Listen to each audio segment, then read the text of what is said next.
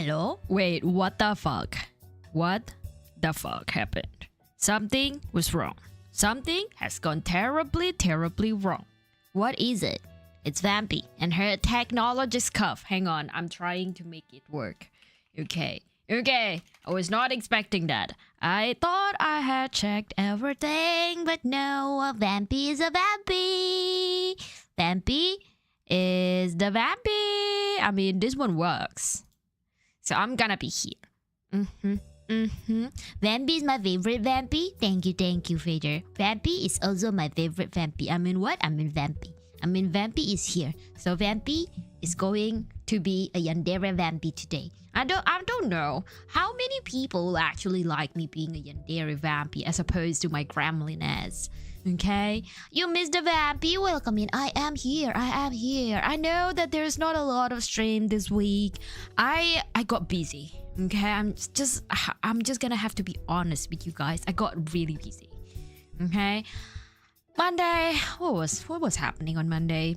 Oh yeah, I've got the appointment, which is why I was like, oh shit, I forgot about that appointment. Dinner appointment.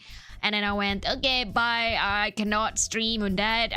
Completely forgot about it, okay? And then I went for the appointment, came back, and then what happened after?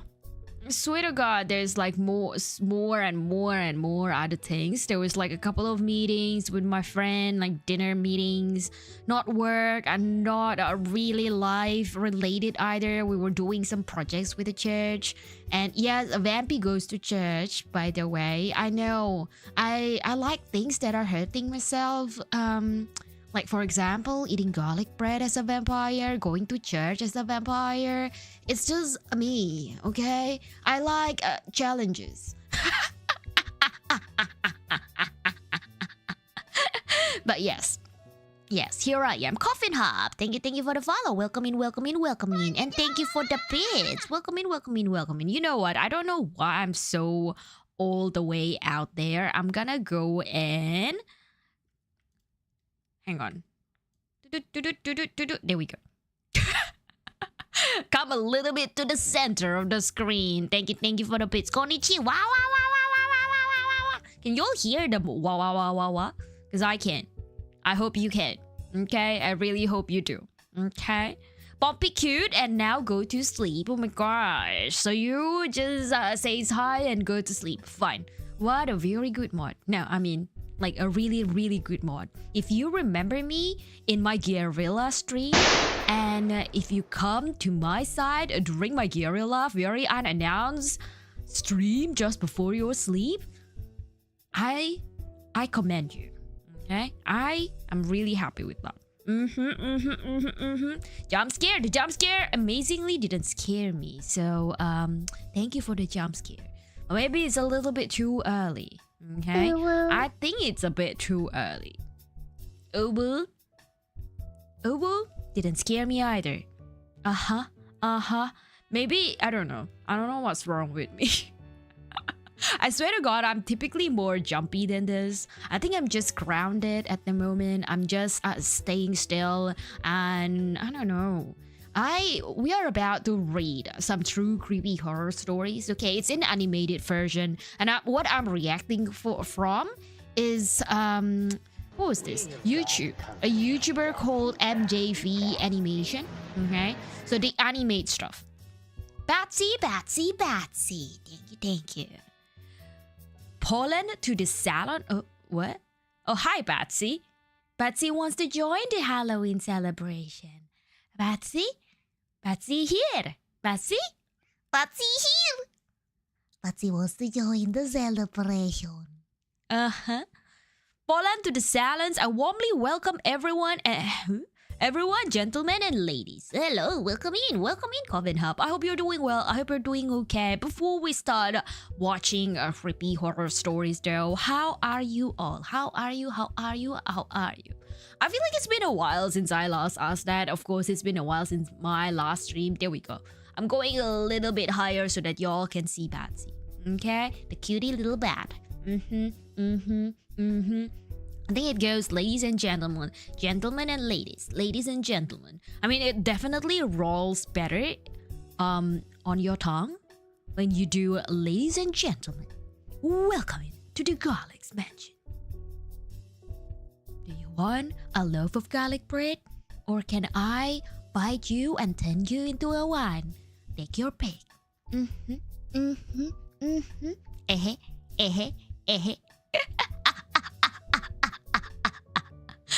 I'm just having, what was this? A rosé. Okay, sip redeemed for today is the rosé wine. While we are watching, I'm gonna be sipping my wine and then reacting to the video. There are 20 horror stories that we are about to watch, okay?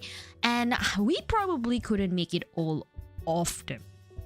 It could, if it gets boring, one of the stories get boring, I might just skip it.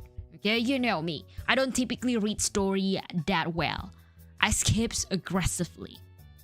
But yes, we'll see. If it gets boring, if it gets very cliche, like, oh, I got into a haunted house and someone was trying to drag me, like one of the ghosts are trying to drag me. They're dressed in this outfit, but when I ask around, nobody was supposed to be dressed in that outfit. So cliche, it doesn't even scare me. Okay, like I'm scared of horror stories. I'm scared of like really, really scary games, horror games like RE7. It just it drains my energy so much, all that jump scares and everything. But creepy horror stories in the sense of film, I watch too many of them. Okay, Netflix, especially thriller stuff, it's too easy for me. Okay, it's too easy. Okay, we'll see how it goes. How's the Vampy? How's the Vampy? Vampy is bringing out the glasses. Yes. I don't know. Hang on. I forgot what was it. There we go. I forgot what was the toggles for a quite good few seconds there. I was like, what the fuck did I put? But yes. I am here. I am here with the glasses now. It's Vampy with the glasses. It's Vampy with the glasses. Okay. Riera, Starfall, welcome in. And Atherton, thank you for the gifts. Oh my gosh, I managed to finally get that working. The throwables. Crazy. Oh my gosh, Vampy is well prepared this week. Oh my gosh. Funny things though, before we start, like, yes, Halloween is coming. Yes, I will still do Halloween special stream tomorrow. I think I will probably spend 4 or 5 hours playing RE7. We'll see how it goes, okay? It really depends on my mental health and my sanity playing that game. If I'm crying for 4 hours, that drains my energy.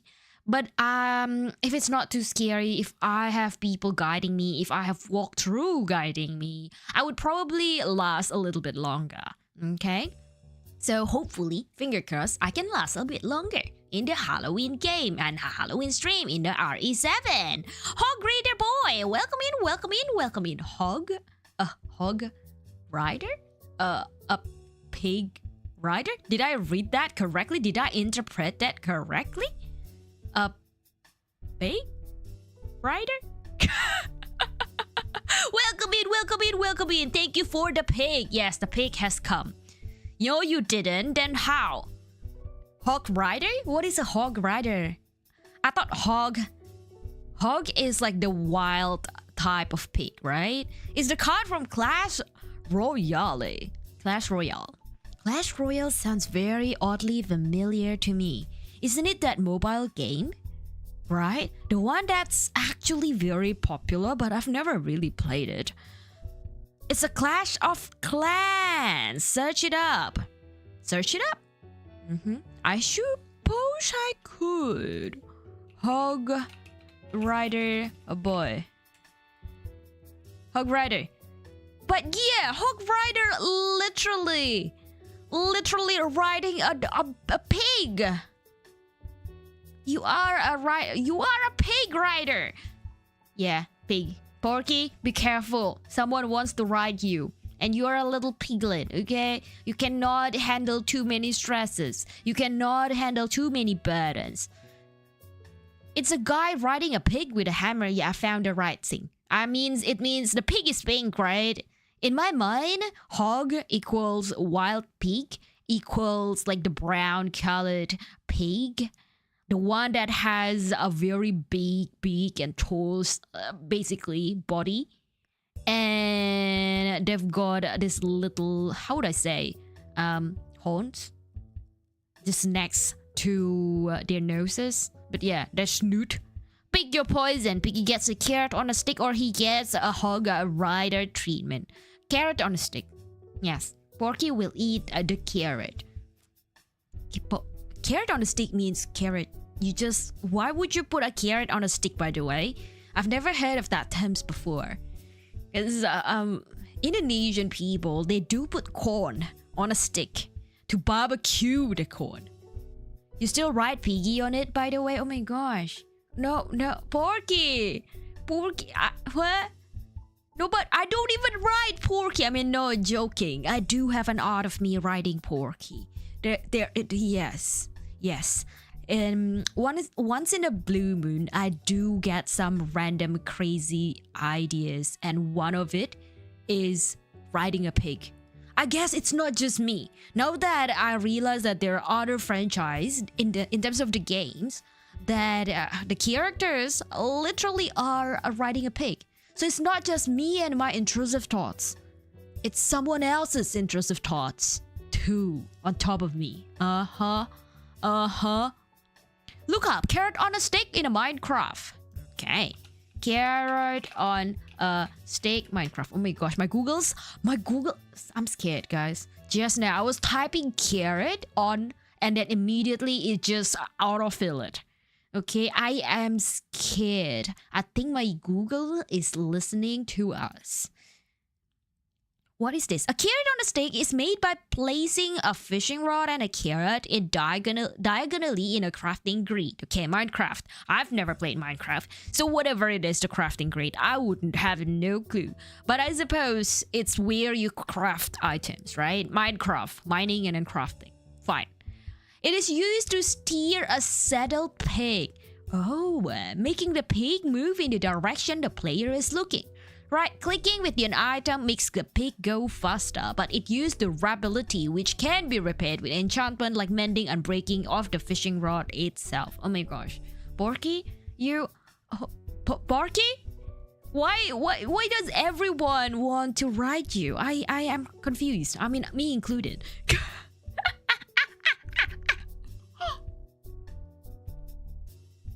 But yes. Me? I am doing okay. To answer that question from before, how am I? I am doing okay.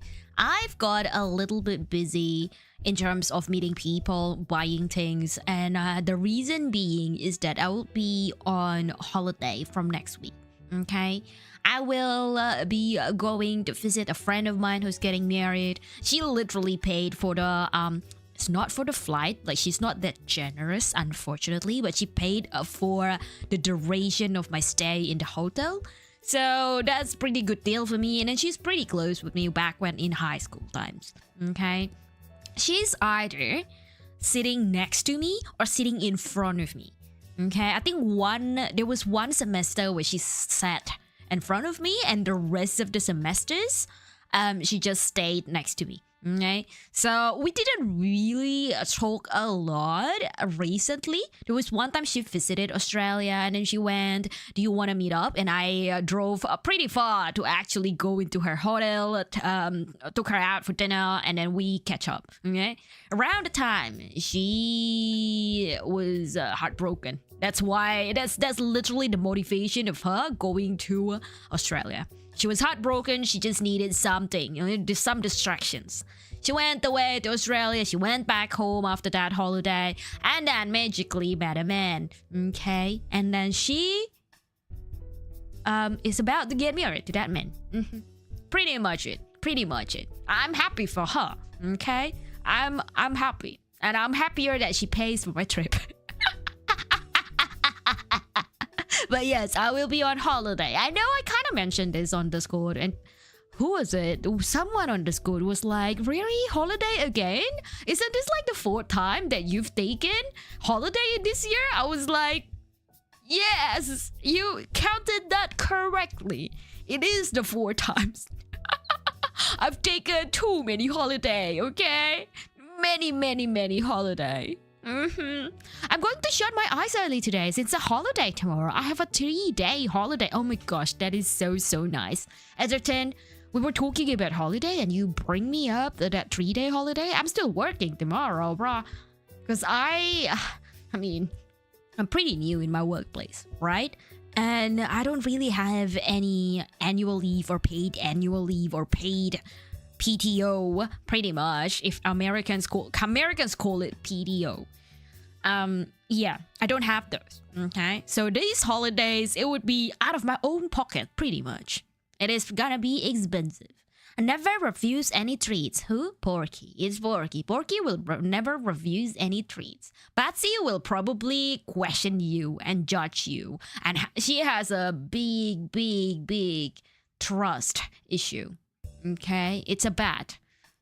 So, yeah, she used to be bullied too. But that's a little bit of a lore. Okay? If you go to YouTube, !YouTube, and if you go to the playlist of mine called Lore and Many More, you will see, okay, the comic looking video. It's a manga looking video. Maybe one day I will release the entire full manga, okay? Maybe.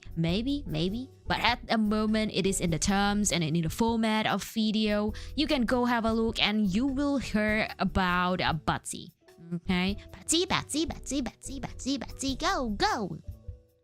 Never refuse any tweets. That's Porky. BRB, that's okay. Thank you for the like, Fader. Oh yeah, remember when we talked about motorcycles and I said I got into an accident? I forgot to show you my motorcycle after that. I will tag you on Discord later. Go for it. Can you put a spoiler tag, by the way? Just in case. Some people may be...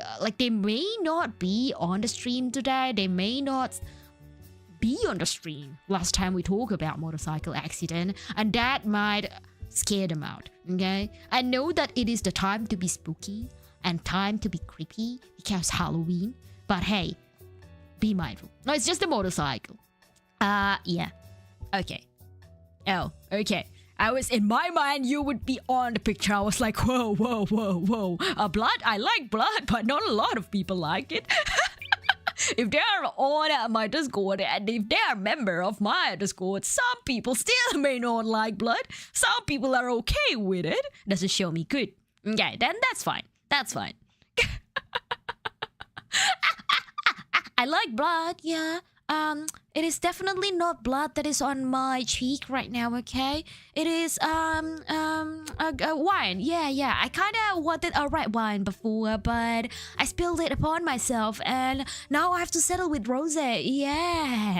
Yeah, absolutely. Absolutely. It's funny because if you are not on my YouTube, go check it out. I released an ASMR roleplay monthly, okay? And the one that I released for this month is titled POV, You Are a Vampire Vtuber Only Viewer. And the comments are like, imagine if you are the first person to watch this. They would get so fucking scared. And I'm like, but when I woke up, I posted it in the middle of the night and I went to sleep, right?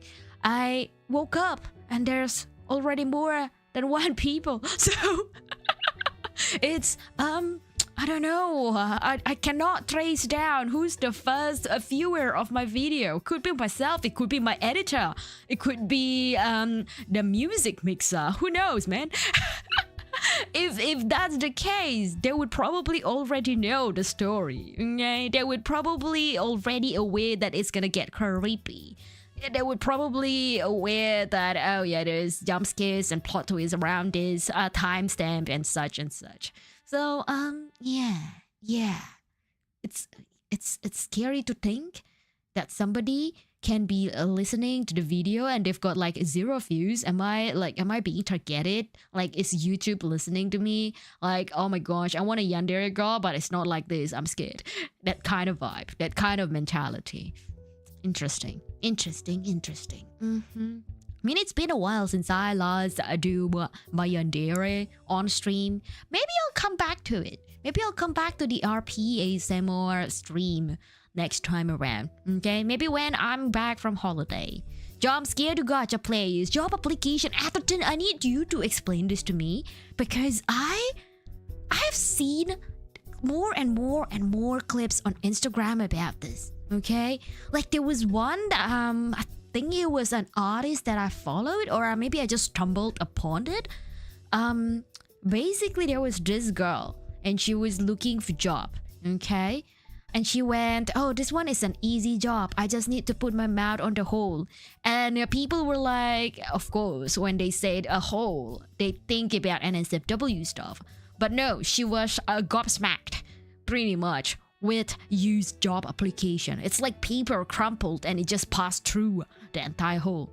Then she looks so disgusted by the job application form. I'm like, what is this meme? Where does this meme originate from? I want to know. What is this? What is the context? I am so confused that I couldn't even find it funny. It's a meme about how most gacha players or just gamers in general would do everything except looking for a job. I suppose I am not a gamer? Or maybe, hang on, the other way around. I suppose they're most, right? I'm like the minority of players. A minority of gamers, okay? I look for job and I actually do enjoy my job. Okay, it was one time I was talking to many VTubers, okay, on like separate occasions. Like, hey, if you are getting paid, okay, to be a full-time VTuber, full-time content creator, how much would that need to be? Like that amount of money be monthly? We're talking monthly, okay? Some people, they started comparing their day job to the content creator salary range. Okay, one friend of mine, they mentioned that, oh, I don't mind getting much less than what I make on the day job, but they are pretty successful in the day job. Okay, they are like earning about 5,000 6,000 in a month. Okay, they're pretty successful, like middle manager class. They're not in Australia. I don't know where they are. I think it was America somewhere. But yeah, so USD, that much. But they were saying that, oh, hey, if I can just stay at home, don't have to stress about the busy work, pressure from management and such, I would take so much less. I would take like about half of it, okay? 3,000 USD per month. That's it for them. Okay, and then the other friend of mine, they want a match. Okay, they were like, oh, I earn 4,000 USD per month, but I want 4,000 USD per month because I, as a content creator, okay, because apparently rent are crazy expensive. Hey, yo. Val and Noob Gaming, welcome in. Thank you for the follow and Garlic's attendance. Welcome to the Garlic's Mansion. Does the feed redeem not work? I swear to God, it was working just now. I think I saw it going. But I hope that you all see it. Okay. Ayo indeed. What did I miss? We're talking about money. In a sense of salary, okay? Content creator. If you can be a full-time content creator, how much would you like to get paid every single month for you to just be a content creator and not working anywhere else? That's probably more of an accurate question. Okay. I don't know. I haven't really come up to a figure or a number or a salary range that I want to do as a content creator. I feel like I do love my job and most of my earnings are from my job, and VTubing is actually more onto the hobby side. And yes, I love things like, I love yapping, I love streaming, I love playing games to a certain extent. But I don't really, I haven't really envisioned myself, I suppose, that I would be a full-time content creator. Like, I would want to, but I want to receive like a fixed salary kind of every single month, I wouldn't want it to variate. Like, oh yeah, this is a busy month, I'm earning like 100k, and on the next day I would be like, oh, this is a very quiet month and I'm just not earning anything. That scares me. That makes me anxious. Thank you for the squeeze chick. Thank you. Content creator salary isn't centralized though, and it's like the wild west. It could be up, it could be down, it could be depending on the platform on how they take cuts exactly. I agree, Edgerton, that is correct. Like one day you can be very successful, and then the next day you get in a scandal, and then your earnings have just been decreased in half. Okay, then maybe sometime later, time had passed 2 years later, and everyone kind of forgot about that scandal, or like have moved on and then forgave you and whatever you did wrong in the past. Or maybe you launch yourself under different brand, okay, different name, a different entity, or maybe you create content as you know, there's a lot of faceless content these days, so maybe you don't really have to show your face. Just show your hand. Just show you unboxing instead of you doing mukbang. That would be a two different, I suppose. How would I say this? Content? Channels? Channels. There we go. YouTube channels. Yes. Hawk Redeem! Thank you. I think Hawk Redeem has went out. And Hydrate, thank you for the hydrate. I will sip. Actually, I will actually sip because my wine is getting hot, guys. Thank you. You can't realistically have a fixed salary because, like, what if you get a sponsor now but they're gone next month? See, it is exactly why when I first started streaming, Vtubing, okay, where's my feed, Redeem? What do you mean? The feed has gone out, isn't it? Porky's feed. It's Porky's feed. Porky, didn't you show your feed? I thought Porky feed was out. Pumpkin Soul and Simon, welcome to the Garlic's Mansion. Yes, when I first jumped into the streaming world or streaming hobby, streaming this VTubing, basically, I wanted to be a VTuber that is from agency or corporate, okay? Because from my understanding, you will then have a fixed salary. Like, yeah, we will promise you this amount. But on top of that, if you do really good, this is your milestone. If you achieve it within 2 months, then you will get a bonus. If you achieve this one within 3 months, you will get a bonus. If you achieve this number of followers within a year, you will get a follower. Extra bonus, money, commissions, whatever. Like if you do create merchandise, how many percentage of this are going to your income? Things like that. Okay, that's my understanding. Although now that I've been streaming for more than 3 years, I realized that it's not as simple and it's not as easy as that. Okay, it's pretty complicated. It's the dark world out there. I have heard of many stories of VTuber corporate, okay, from the agency that's just really having a tough time. Hello, Fallen Noob, you are not supposed to spam the freaking Garlic's attendance. Okay, do that one more time. Okay, that's it. I'm banning you. Bye, Fallen Noobs. You have to read the rules. If you don't read the rules, then goodbye. If you are spamming me, nah, I'm not doing that, okay?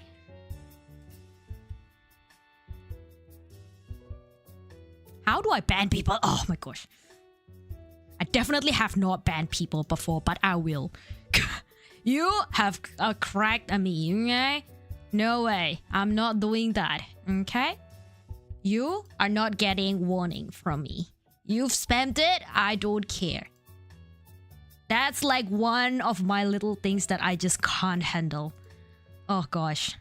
Spam that one more time. Anybody spam that one more time, I'll kick you out. I've never banned anybody because I don't know how to ban people. Like I'm trying to find it right now. How the fuck do I ban people? But I will, mark my word. Nah, I am not handling that, okay? Like, Garlic's attendants are supposed to be pressed once or twice or 3 times. On 3 separate times. Isn't it ban and cross... Huh? ban and then their name. I tried that. I don't know if they have been banned. Maybe they did. Maybe they don't. I'm not quite sure. But you know what? If I don't ban it, if I can't ban it right now, I will ask my mod to ban it for me after the stream. Easy peasy. But if you press that one more time, that anybody press that more than 5 times in a row, I'm banning you. Easy. I'm gonna put that in the rules actually. That pissed me off.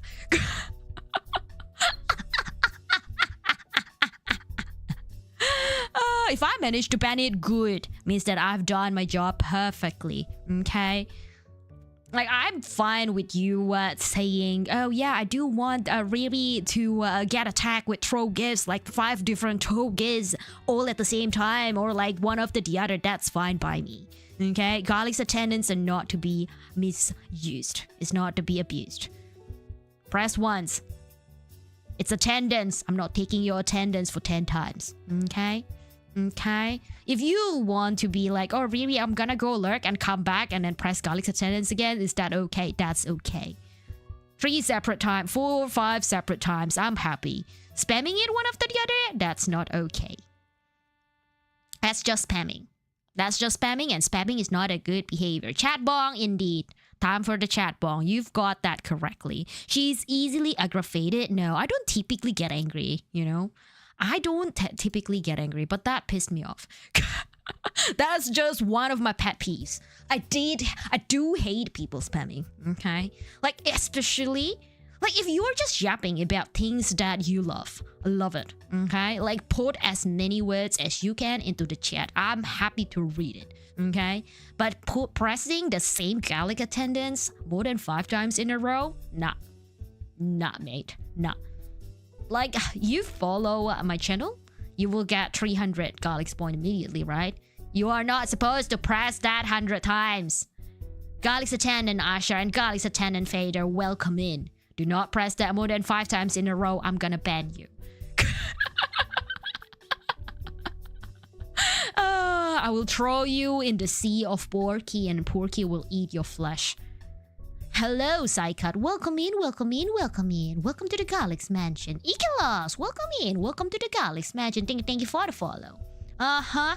Riera hat pat. Oh my gosh, thank you. Much needed. I'm too annoyed. I forgot where I was talking about, okay? Somewhere in between corporate and non-corporate featuring. Somewhere in between those lines. How are you doing? I'm pissed. I'm so pissed. Because someone just spammed the Garlic's attendance. I'm pissed. And I don't typically get pissed on stream, okay? Let's let Vampy talk about her day. Nah, we're gonna watch the horror, okay? We're gonna watch the horror. I know that Vader actually gave me this idea. I knew that I had the time to stream for just tonight. And of course tomorrow as well. But, like, today was not scheduled. I was like, oh, I actually finished everything on time. And I don't have any more appointment today. So might as well. I do have the time for streaming. What do I do? Maybe read some crazy story on Reddit. Maybe read some horror story or horror webtoon. Somewhere. Okay? Somewhere. And I thought, okay, let's ask people first. If people are all asleep for whatever reason, tomorrow is a very stressful world for Americans. Trick and treats, Halloween decorations. I wouldn't stream. Okay, I wouldn't stream today. A lot of you are okay and open with the idea of me streaming. So hey, here we are. Here we are. Here we are. Don't get scared, me. I am scared. I'm easily scared. Okay. Horror games are probably my worst thing, okay? Especially Phasmophobia and RE7. It's just the combination of things that I don't like. And getting... I think it's more like the first person, the first POV kind of situation that makes me uneasy. Like playing Phasmophobia is the first POV, and then RE7 is the first POV, right? It makes me really deeply uneasy. But when I watch, say, horror on Netflix, if I watch horror on YouTube, I'm typically okay. Maybe because I'm more like, oh yeah, that happened to somebody, but that doesn't relate to me. I don't. Yeah, it's like I don't wanna experience it like firsthand. Maybe I was okay with that. Nicholas, don't know who you are, but I was passing by and saw your model and I was so cute. Thank you. I'm glad to hear that. I'm sorry that you have to join and find me the first time when I'm so pissed off. But hey, welcome in. I will recover. Good example would be whole life talents and their issues about doing covers and stuff. The reason why they can't just produce them consistently, because their budget doesn't really go the way they want to, even if they receive a lot of support. Some of them go to the negative and admit they have to miss rent or food because of their projects. Oh, that's the convo. Okay.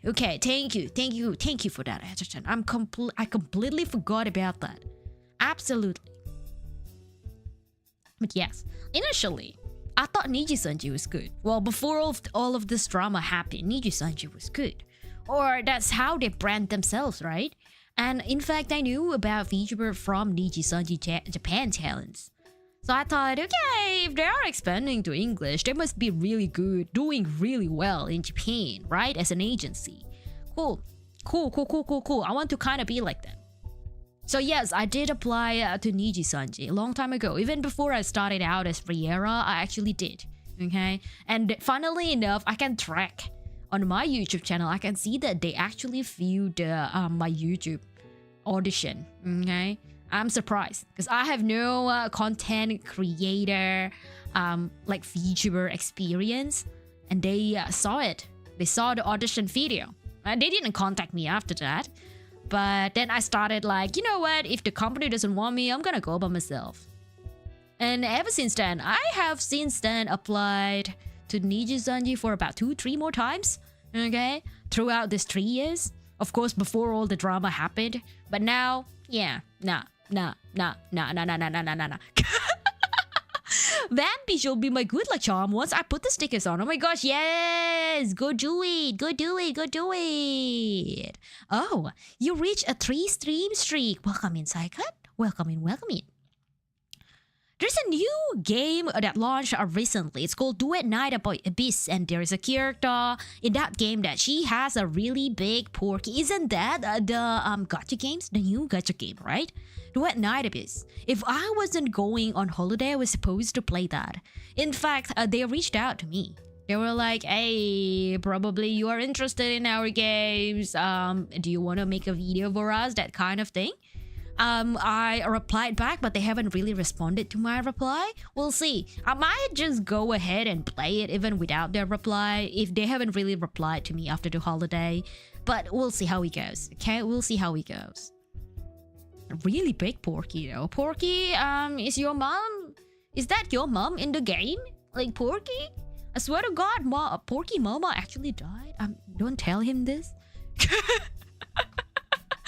Based on the lore, Porky become my pet because his mom died. But yeah, Porky has PTSD about it, and he doesn't really talk about it, and he doesn't really have memory of it. He always thought that I'm his mama, but no, he has a pig mama, like a real pig, big pig mama. Okay, but he just doesn't know it. Surely after seeing a big Porky, you won't be pissed anymore. Well, we'll see.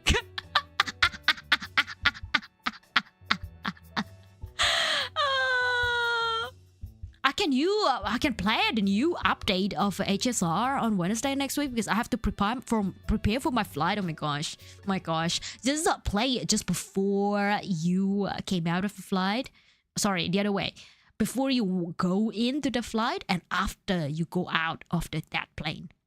Do it. That's how I typically keep up with my dailies if I'm on holiday. Although if that's too hard and if I already missed one day, I'm typically just go, okay, bye. I don't have the internet anymore. I don't want to like ruin my holiday, the one that I've been saving up for hours and years just because of a gacha game.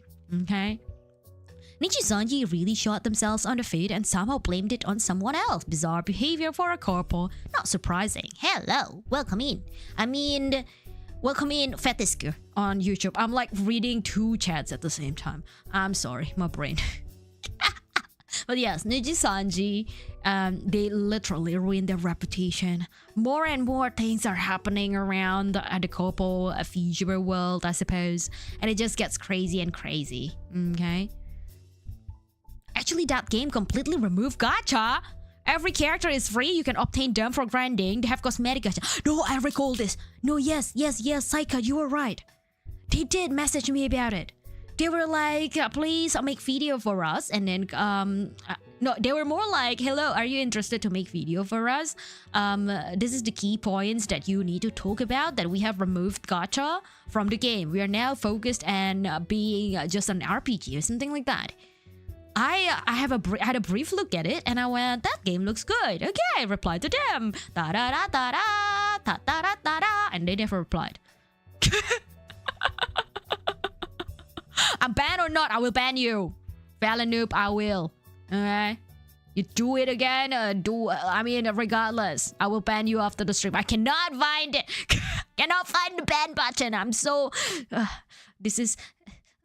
Vampy have a tech issue. Skill issue. Hi, cool. And Top Hat, welcome in. Thank you for the follow. Welcome to the Garlic's Mansion. I sent the character trailer on Discord. Oh gosh. Oh my gosh. Let's go. I will watch that. I mean, we were going to watch a lot of things actually.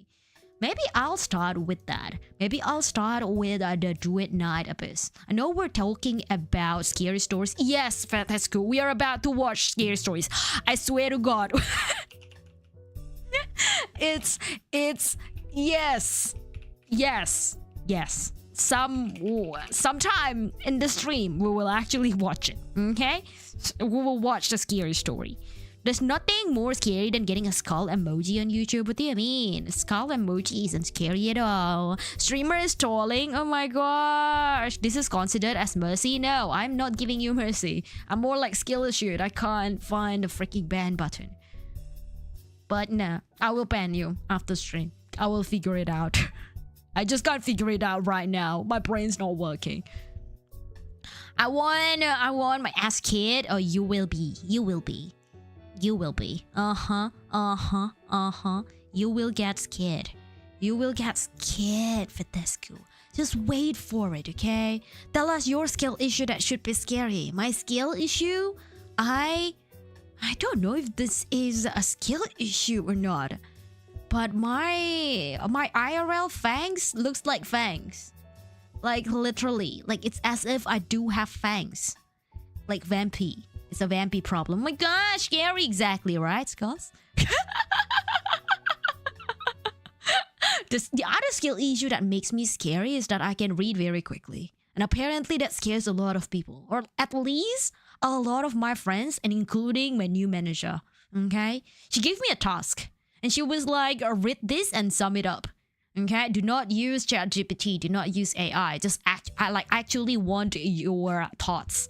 And I went, okay. And then 15 minutes later, I came up with a really long document summarizing it with all the details. And she was like, how the fuck did you do that? I went, well, I read and I typed, like, how else? And she was like, no, the document was at least 10 pages long. How did you finish reading in 15 minutes? I was like, I don't know, I just did. Shit, Vampy will bite us. Oh my gosh, Vampy will bite you here. Vampy will bite you IRL. Vampy will bite you everywhere.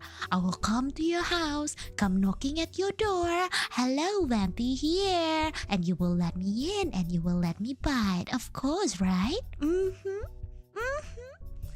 watch anime while skipping most dialogue only to get important parts and skip unnecessary yapping. Same. Okay, there was one time when I was watching anime through YouTube, like long time ago, okay? Before Crunchyroll existed. I know this is not a good way to support like the actual creators that created the game and everything. But I watched the YouTube anime in 2-speed. It's like, cause I'm just reading their subtitles, right? It just needs to be fast. It needs to match my reading speed. New manager! Let's go! Yes! I do have a new job, Skulls. Yes! Yes! Glad to see you're doing well and got something new. Come on, let's go! Yes, I've been at the new job for I think by the end of this week is the end of third week, and next week should have been my fourth week. But of course, I'm going on holiday, so yeah, it doesn't work out. Riera was an anime that has a total runtime of 11 hours and 45 minutes, and I finished it in less than 4 hours. You're amazing. You're pretty much on my par. Efficient, we love it. Efficient.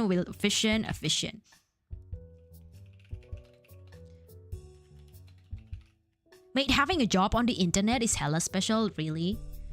Is it? Am I special? Am I actually really smart? Oh my gosh. Oh my fucking gosh. Crazy. Ban. I found the ban button. Oh my god. Thank god. Goodbye. Hate it. Finally. Oh my gosh. It was so easy, I couldn't see it. Oh gosh. Tropic, thank you for the pic. Oh my gosh. Took me quite a while to figure out the ban button. Oh gosh. Where are you going? I'm not telling. I don't want people, okay? Look, this is the context. This is exactly why I'm not gonna tell anybody on the internet, okay? There was one time I had a mod. And this mod was really good. They were really kind, okay? They were very nice. They did their job really well. Okay, I'm okay. I'm okay with people doing their job well. I love it. Okay, and I treat my mod with a lot of arts typically. But then this guy, he is based in Australia, and he did mention that he was based in my city. I've never really met him, and I don't have the intention to meet him at all. He kept pushing to meet me, and I kept saying no. Okay. Initially, I told it was just a joke.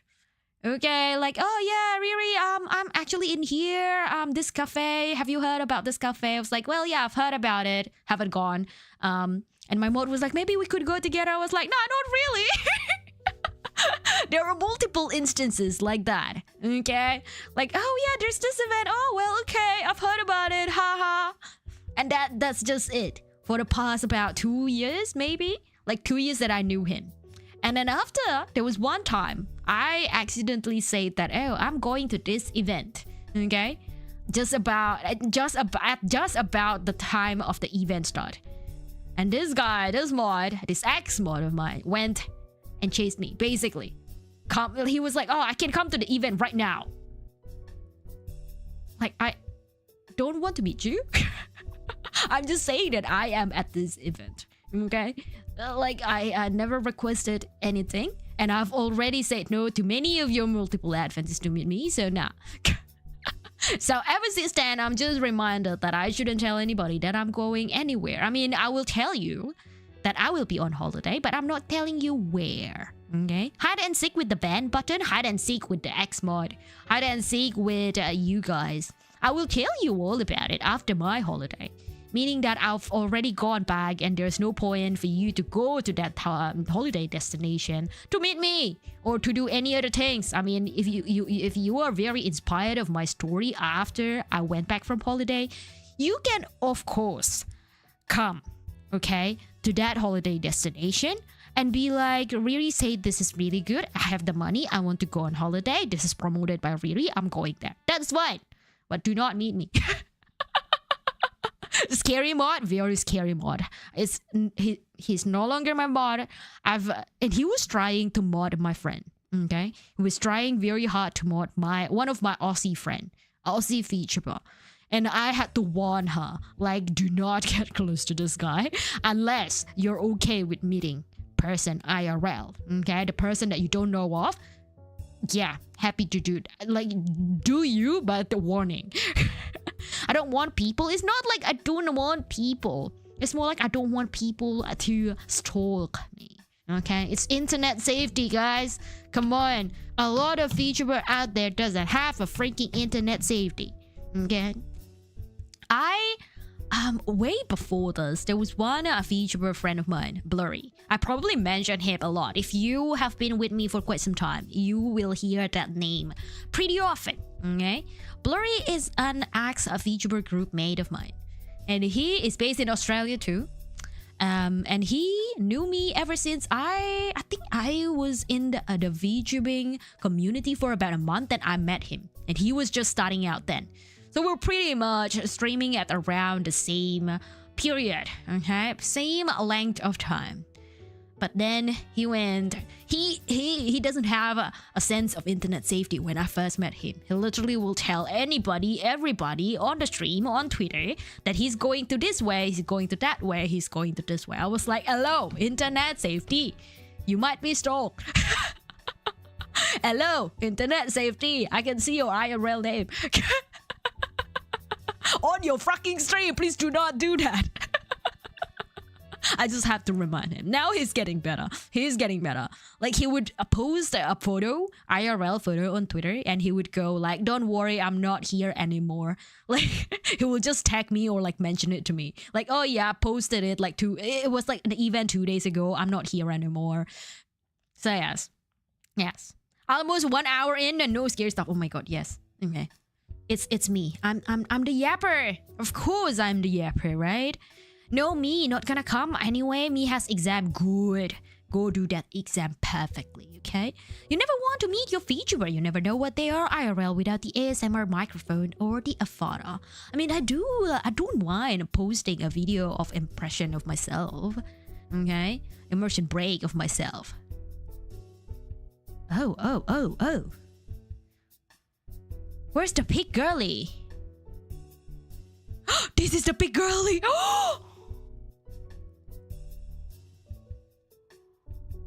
Can you all hear the music, by the way? I hope you can.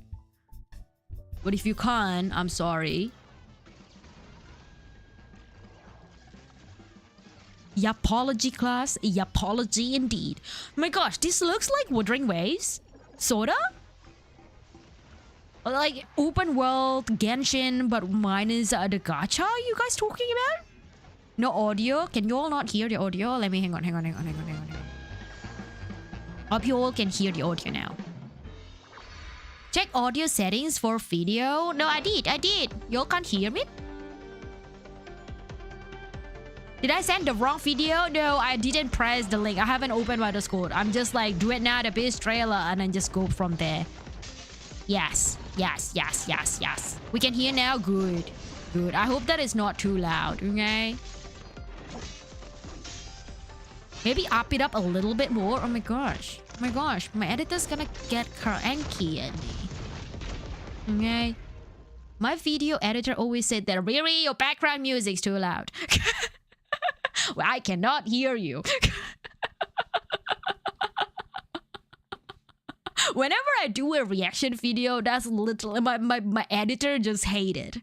My video editor would be like, Riri, what are you saying here? Can't hear you. What is the character saying here on the, like, how are you reacting to this character? Like, what work are you? Editor on strike versus chat's demand. Oh my gosh, yes. They were like, Riri, I cannot hear you. I cannot separate the audio file from you talking because you were yapping while the video happened. So I cannot separate it. And so, you suck. The video is gonna be suck. Literally, that's what they're gonna say to me. Okay? Riri, hey, gonna sleep soon. Just got back from the night shift. True time. Welcome in. Yes, have a good night's sleep. If you do need to sleep, go sleep, okay? If you do want to rest up here while you are sleepy, do it, okay? Editor on strike is correct. It's absolutely correct. It happens a lot of time, okay? From a former editor and other product victim, good luck, editor. The editor, we'll find a balance between my editor so that he wouldn't strike and you guys, okay? But do it night of it looks like a Wuthering Waves. Although there is this one character here on top, okay? With the butterfly, it looks like a freaking Castoris. Purple girl. With butterflies. That's Castoris, mate. Castoris. And the two characters with silver hair. Well, technically Honkai Star Rail doesn't have silver hair. It's gray, but What are you trying to say here? um, I can see the pigs here, the snoot. Okay, there's the big pig.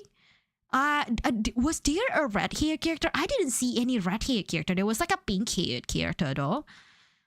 But will I be tempted to try it? I suppose I am actually tempted to try it. Okay, they are the main character. They are main character. And who is this? A Violet Evergarden? This girl looks like a Violet Evergarden. Male MC looks like Kazuha from Genshin, and the girl looks like Lumine. I can see how you can have a look at the main character here, especially the girl, and think that, oh yeah, freak, that's Kazuha and Lumine. I can see it though. I can see the similarity. Okay? Either I'm tripping or my screen is too small. Oh my god, job application followed me.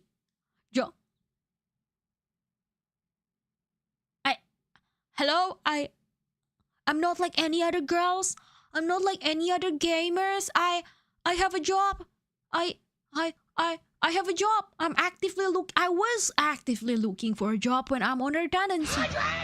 I'm not like any other girls. I swear to God. The in-game model looks a little bit different. That typically happens, to be honest. That typically happens. Not the J word. Oh gosh, it's the J word. Unfortunately, it is the J word. Hydrate. Thank you. Yes, thank you for the hydrate. Oh my gosh, I do need to hydrate. Let's go for the horror story.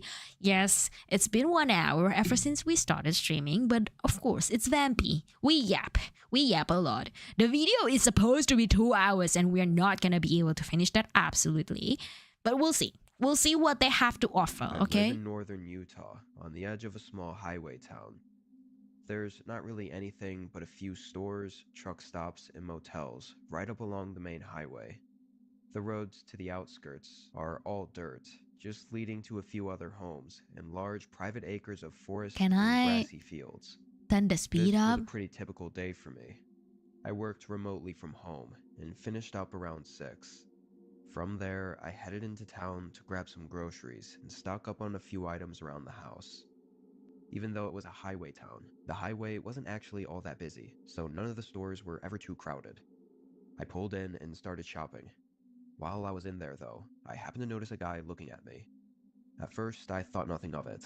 I probably just looked over at him at an awkward timing while he happened to be looking over at me. I kept going about my shopping, but a couple minutes later, and in a different aisle, I saw him again in the corner of my eye. He walked into the same empty aisle I was in and stood just 5 or 6 feet to the side of me. I kept looking forward and tried to find what I needed, but I noticed he wasn't really moving around or grabbing anything. So I just shifted my eyes a little bit over so I could kind of see him better. Even though I wasn't looking directly at him, I could tell he was looking at me. This time I said hi, then continued about my business. The man didn't say anything back to me. Wait, hold up, bruh. Who? No. Okay, if you are a girl and you are scared of someone in the supermarket or any public spaces, that somebody is like watching you and looking at you and then loitering around you for whatever reason, you do not say hi. Okay, no girls will ever say hi, except the stupid ones probably, but I will not say hi. I will run to any other person near me. That's the first instinct. Okay, like in this case, if I were in this case, I would just go into the supermarket, cashier, like the reception area, whatever. Okay, even like I would just put down my things and I would go run out to the bus stop, whatever. Anybody that I could find first.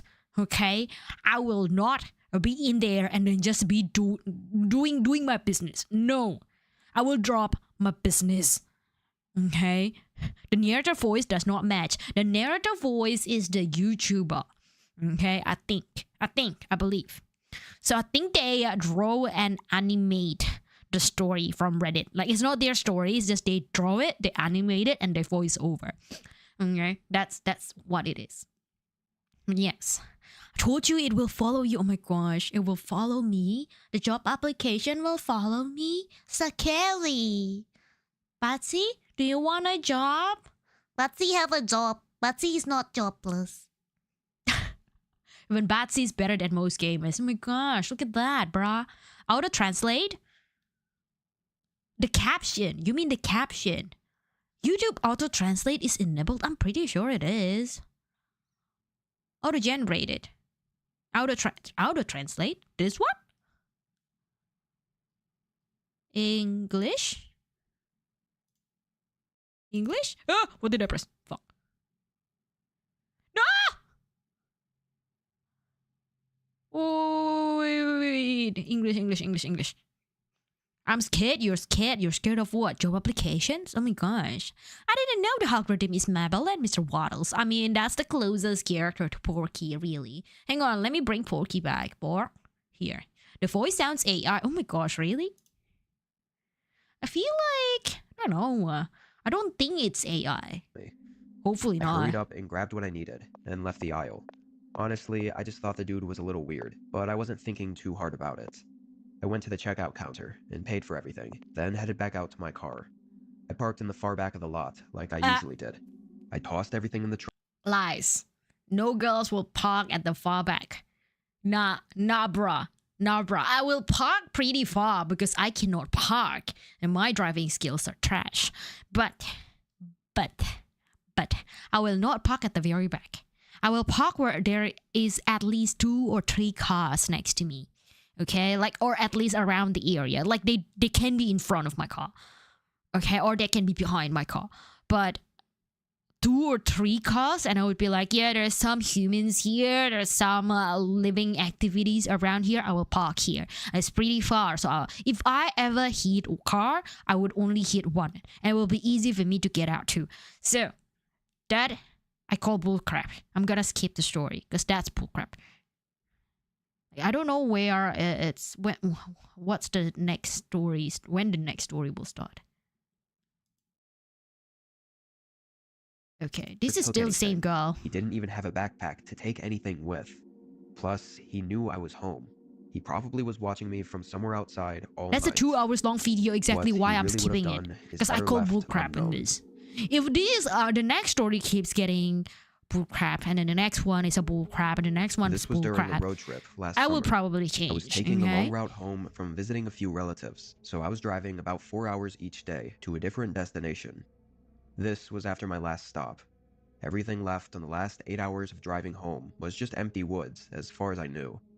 There was another city I wanted to stop at, but it was just too far out of the way for me to justify stopping there. From my previous stop, I left at 6 p.m. to get to my final Airbnb that I had booked at a cabin about 2 hours away. It happened to be on the route home, so that's why I went with it. I figured it'd be better than whatever cheap and crappy motel there was along the road. Where I was, the landscape was pretty flat, but there were a decent amount of trees scattered around. When I pulled up to the cabin, it was clear they had planted a row of large pine trees perfectly in a line at the front of the cabin, with the gravel driveway going through the middle. Honestly, the outside of it, mixed with the landscape, was a little bit spooky. I parked and unlocked the padlock. Ayo? Spent 20 minutes verifying my number. Just wanted to say I love your model and voice. Expect fan art soon. Oh my gosh, thank you. I welcome all fan arts. I welcome all fan arts. Post it on Twitter, post it on Discord, anywhere. Okay? Tag me though. Because I want to see it. I want to see it. You can even put it on comments on YouTube. I don't know if comments on YouTube actually allows you to give a picture. Maybe, maybe not. I am actually not quite sure. I don't comment a lot on YouTube myself, to be honest. Huh. Yes. Back to the story. This is so far, it hasn't been really that much bullshit. Okay, it's like still describing the context of the story. Oh, I'm going back home. I booked an Airbnb, put the padlock. Still pretty realistic to me. Only follow pretty feature best? Oh my gosh, am I pretty feature best? Am I? I don't know if I am pretty. Am I a pretty feature bar? Am I a pretty vampy? If I am a pretty vampy, can I be your one and only vampy? Will you never watch any other VTubers, the vampire VTubers, except for me? Can I lock you up in my basement? Can you always say that I'm the prettiest vampire VTuber in the world? I will grant you with free rent and garlic bread every single day. I will not let you starve, of course. Eh? Yes, maybe. Or maybe you can invite me to your house. Mm-hmm. Yes, oh gosh. Welcome to the basement of Garlic's mansion.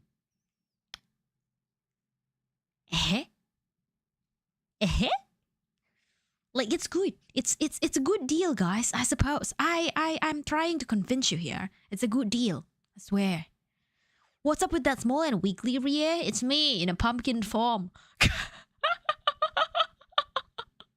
It's just wiggling the Halloween away. Wiggle, wiggle, wiggle, wiggle, wiggle, wiggle, Halloween. Wiggle, wiggle, wiggle, wiggle, wiggle, wiggle, Halloween. In this economy, hell yes. Yeah. I will bite you. I will not drain your blood, right? Okay? I will bite you a little bit before I went to sleep, okay? And just a tiny little bit. Wouldn't hurt. Maybe it hurts a little bit. Maybe it stings, but maybe it's fine. You know, it's just a little bit. And I wouldn't bite in the same place every single time, so you wouldn't like get hurt every single time on one of your arms or just the neck. I will go around, okay? Sometimes at your back, sometimes at your arms, sometimes on your thighs, sometimes on your feet.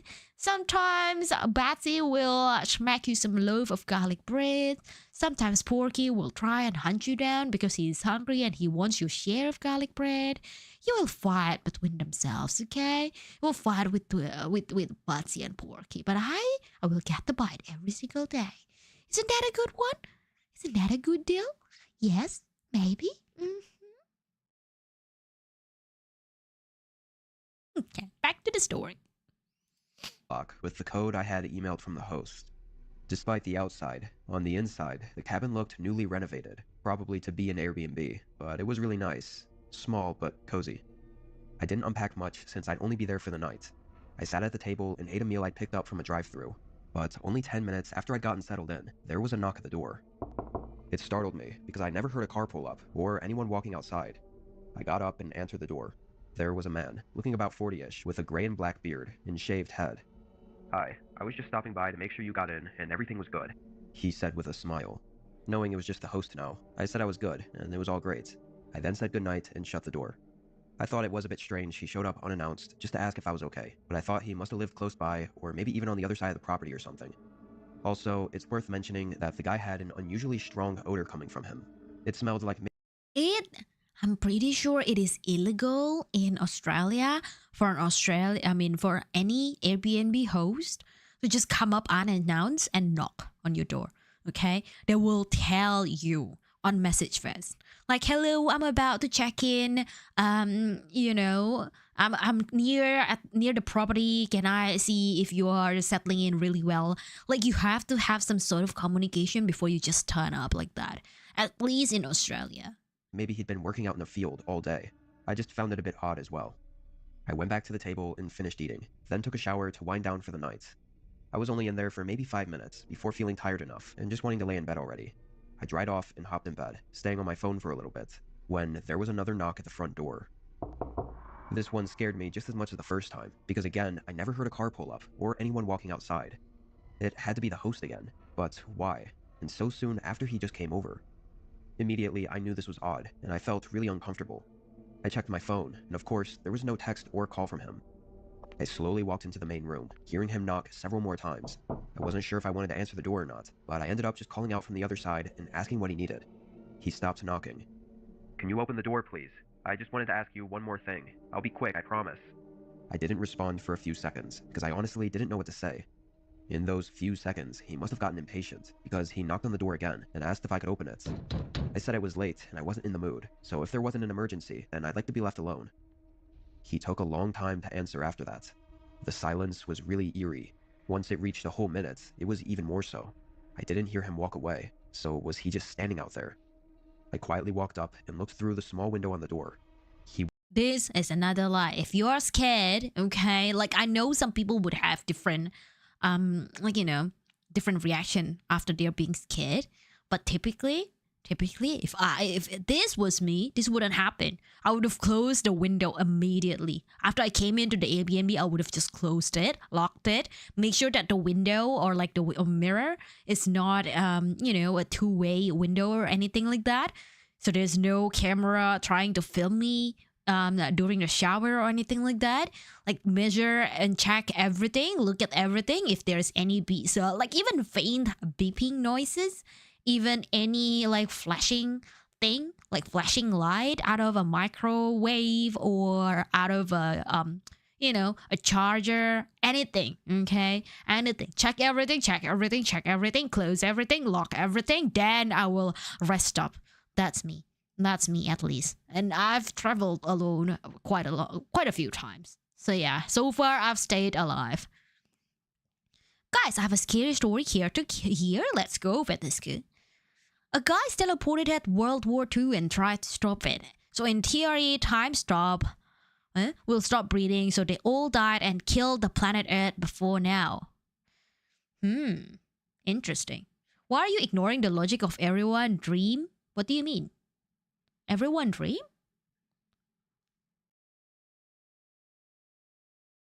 What do you mean by everyone dream? Like going back to World War II is everyone dream? I think that's very overgeneralized. I've never wanted to go back to World War II. War scares me, man. I cannot aim for the sake of my life, okay? I am a kid. Interestingly though, you didn't read it at the time? I was watching! Patient, okay? I was watching. I will read your message. If it's not moving quick enough, I will read every single one of them. Sometimes I read it twice. Because I forgot. I was like, have I read this? Maybe I'll read it again. I will read. I will read your message. But yes. Well, again, why? Like, everyone's dream? Everyone's dream to come back to World War II? Not me. Okay? Not me. It's not everyone. Hello, I am Fresh here. Hello, Ferocious. Welcome in on YouTube. Hello, Fresh. I'm in Ferocious. I'm in Fresh. I'm in Ferocious. Welcome in. They want to stop it. They want to stop World War II? Yeah, I think that's valid. I do want to stop World War II. But without World War II, will I be here? Will I exist? That's another question. If the answer is no, that I wouldn't exist, then I don't know. I like... See, this is the thing. I've never really wanted to do time travel, guys. I think it's like I live in the present and I will care about my present. Maybe this is a very selfish thing with me. I would say some people would be like, no, really, there are people out there suffering, but I'm like, but I am here living. I think I should keep on living. Okay? You actually confused me with my own name. Fresh, Ferocious, Fresh, Ferocious, Fresh. Psychic, you're new. Psychic, are you? Welcome in, Psychic. Hi, new. Hi, new here. How are you?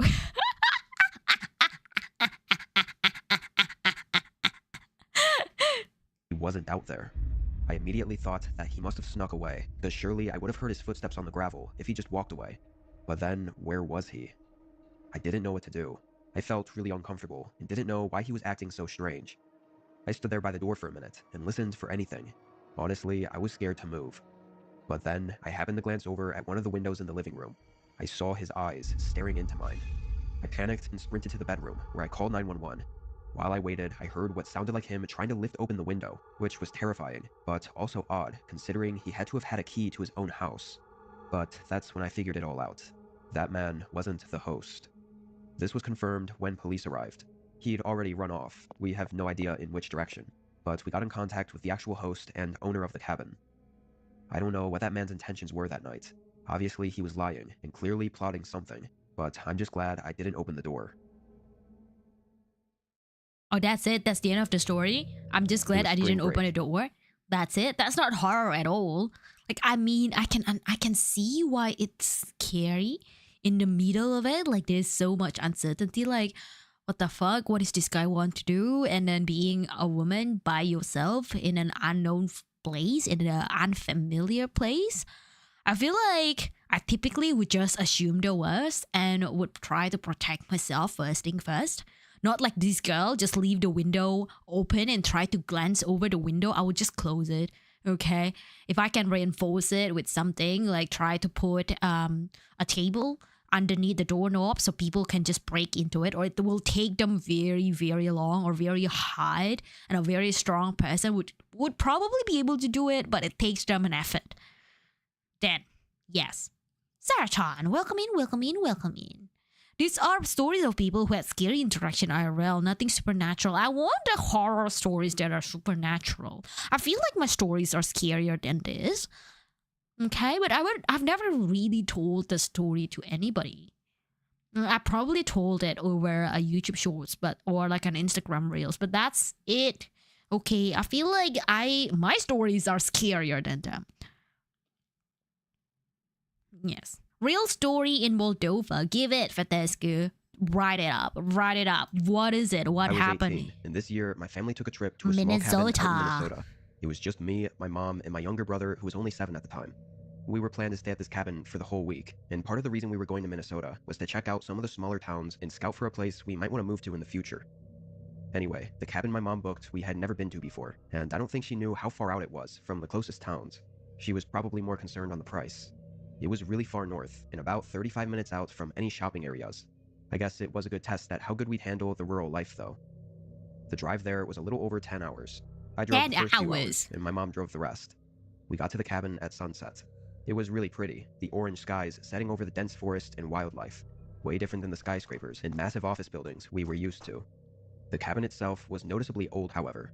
Everything creaked, and it didn't look like the place was professionally built. It was... Wait, if there's like spider webs and everything, I don't think Airbnb would allow you to do that, to rent that house, to rent that place. They've got pretty strict standards, at least in Australia, okay? I don't know. I don't really book Airbnb outside of Australia. And you could say that I'm pretty knowledgeable about Airbnb in Australia.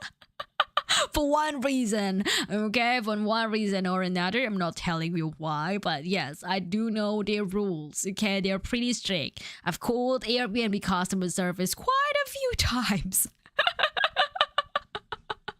Like I would go to Sydney, I would get an Airbnb, and then they would have some problems, and I would just call the customer service. And then there's another time my mom was trying to go here to my city. But then I was living in a very small apartment at the time, and so I had to book an Airbnb for her. And the Airbnb key, like it has some issues with the key. Like she couldn't come in to the room. Okay. And so I called another customer service. And there was one time, that same time, in the apartment that my mom booked, we found cockroaches, like multiple cockroaches and multiple spider webs, and she was like not happy with that. Means that it has never been cleaned, or like very long time that it has been cleaned. So call that customer service. So I did call upon my mom's request. Crimson Katana, welcome in, welcome in, welcome in, welcome. Thank you. It was a cabin after all. We settled in for the night, testing out the wood-burning fireplace and just resting after the long drive. I ended up napping for most of the evening. My mom went to bed around 8:30, but because I took a long nap, I stayed up a bit later. My little brother was also in his room, so it was just me hanging out in the cabin. I sat by the fireplace on my phone for a bit, then thought I'd get some fresh air and check out the back porch. It was a really small wooden deck with a sketchy-looking fire pit in the middle and a few chairs around it. I sat down and looked out into the forest. The night was really quiet. No cars or busy streets, just the occasional bird crowing in the distance and the trees rustling in the wind. I loved it. Being further up north, though, it was a bit more chilly than I expected. Real story, by the way, that actually happened here in Moldova. So what is the story? You haven't typed the story, Fatescu. I don't know what happened in Moldova. Where's Moldova even? My geographic skill is trash, okay? I spotted some logs stacked up on the side of the cabin and figured I'd give the fire pit a try. I lit it up no problem, and the fire stayed well maintained in the center, so I guess it wasn't as sketchy as I thought. Anyway, I sat by it for a while. I never get to do this sort of thing, so I just soaked it all in. After about 30 minutes of being outside, there was a very sudden and just completely out of nowhere sound from within the forest. Honestly, I had no clue what it could have been, but I did think, bruh, it could be a bear. If I were you, I would run.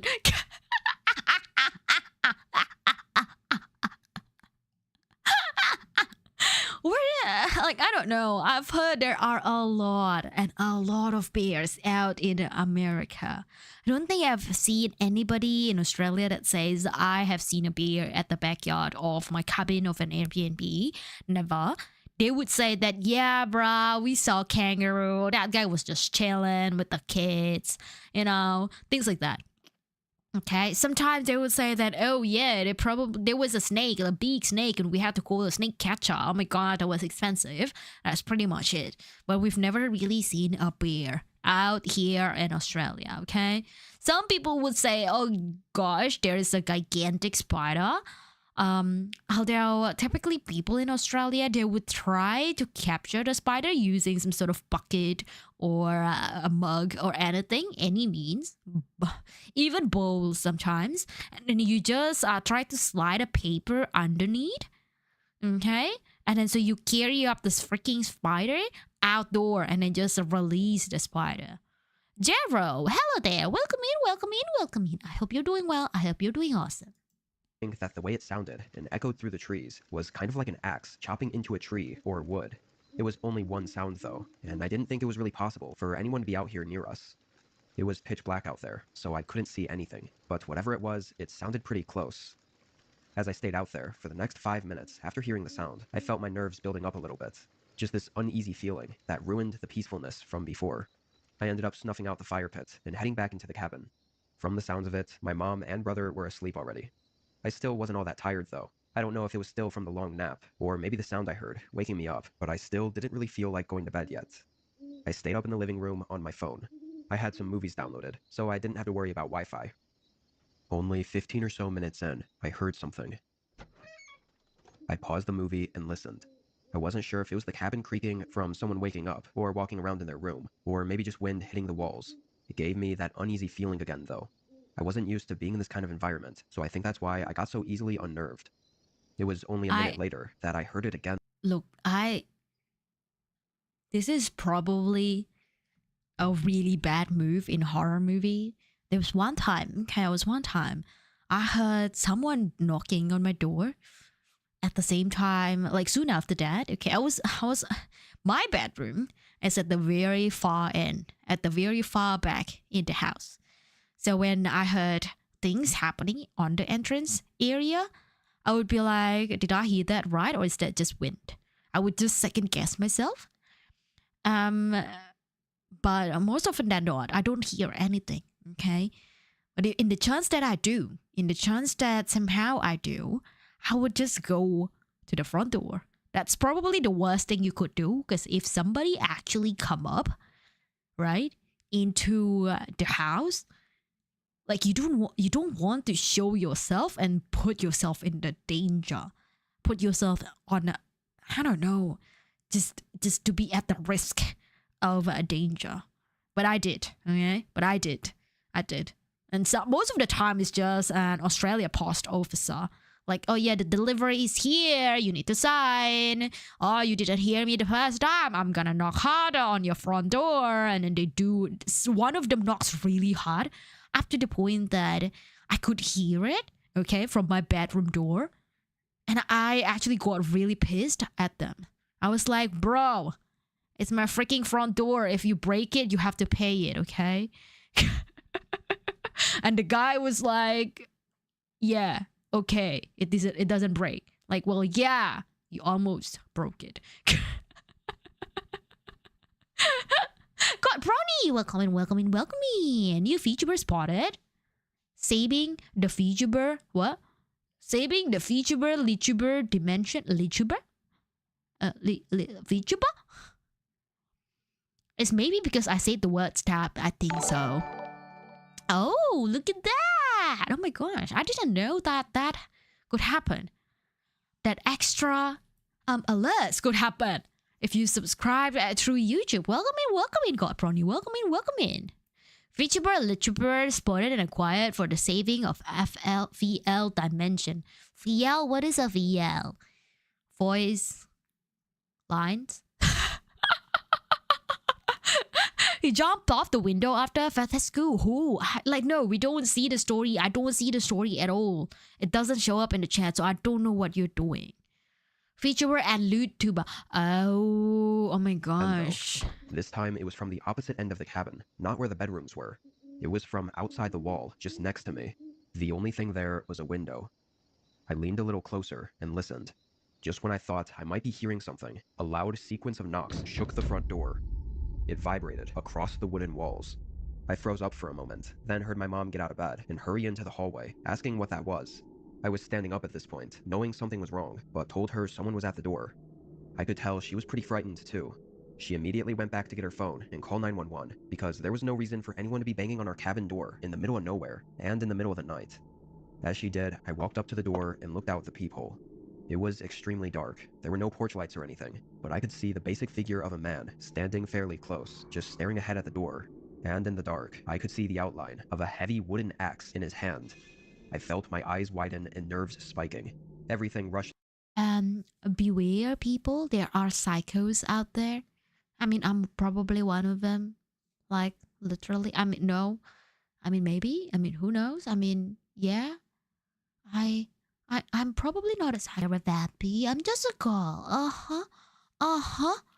I knew the mom IRL. It was an actual teacher in my school, and that case was on the news. Well, I don't know what's the context for Tesco.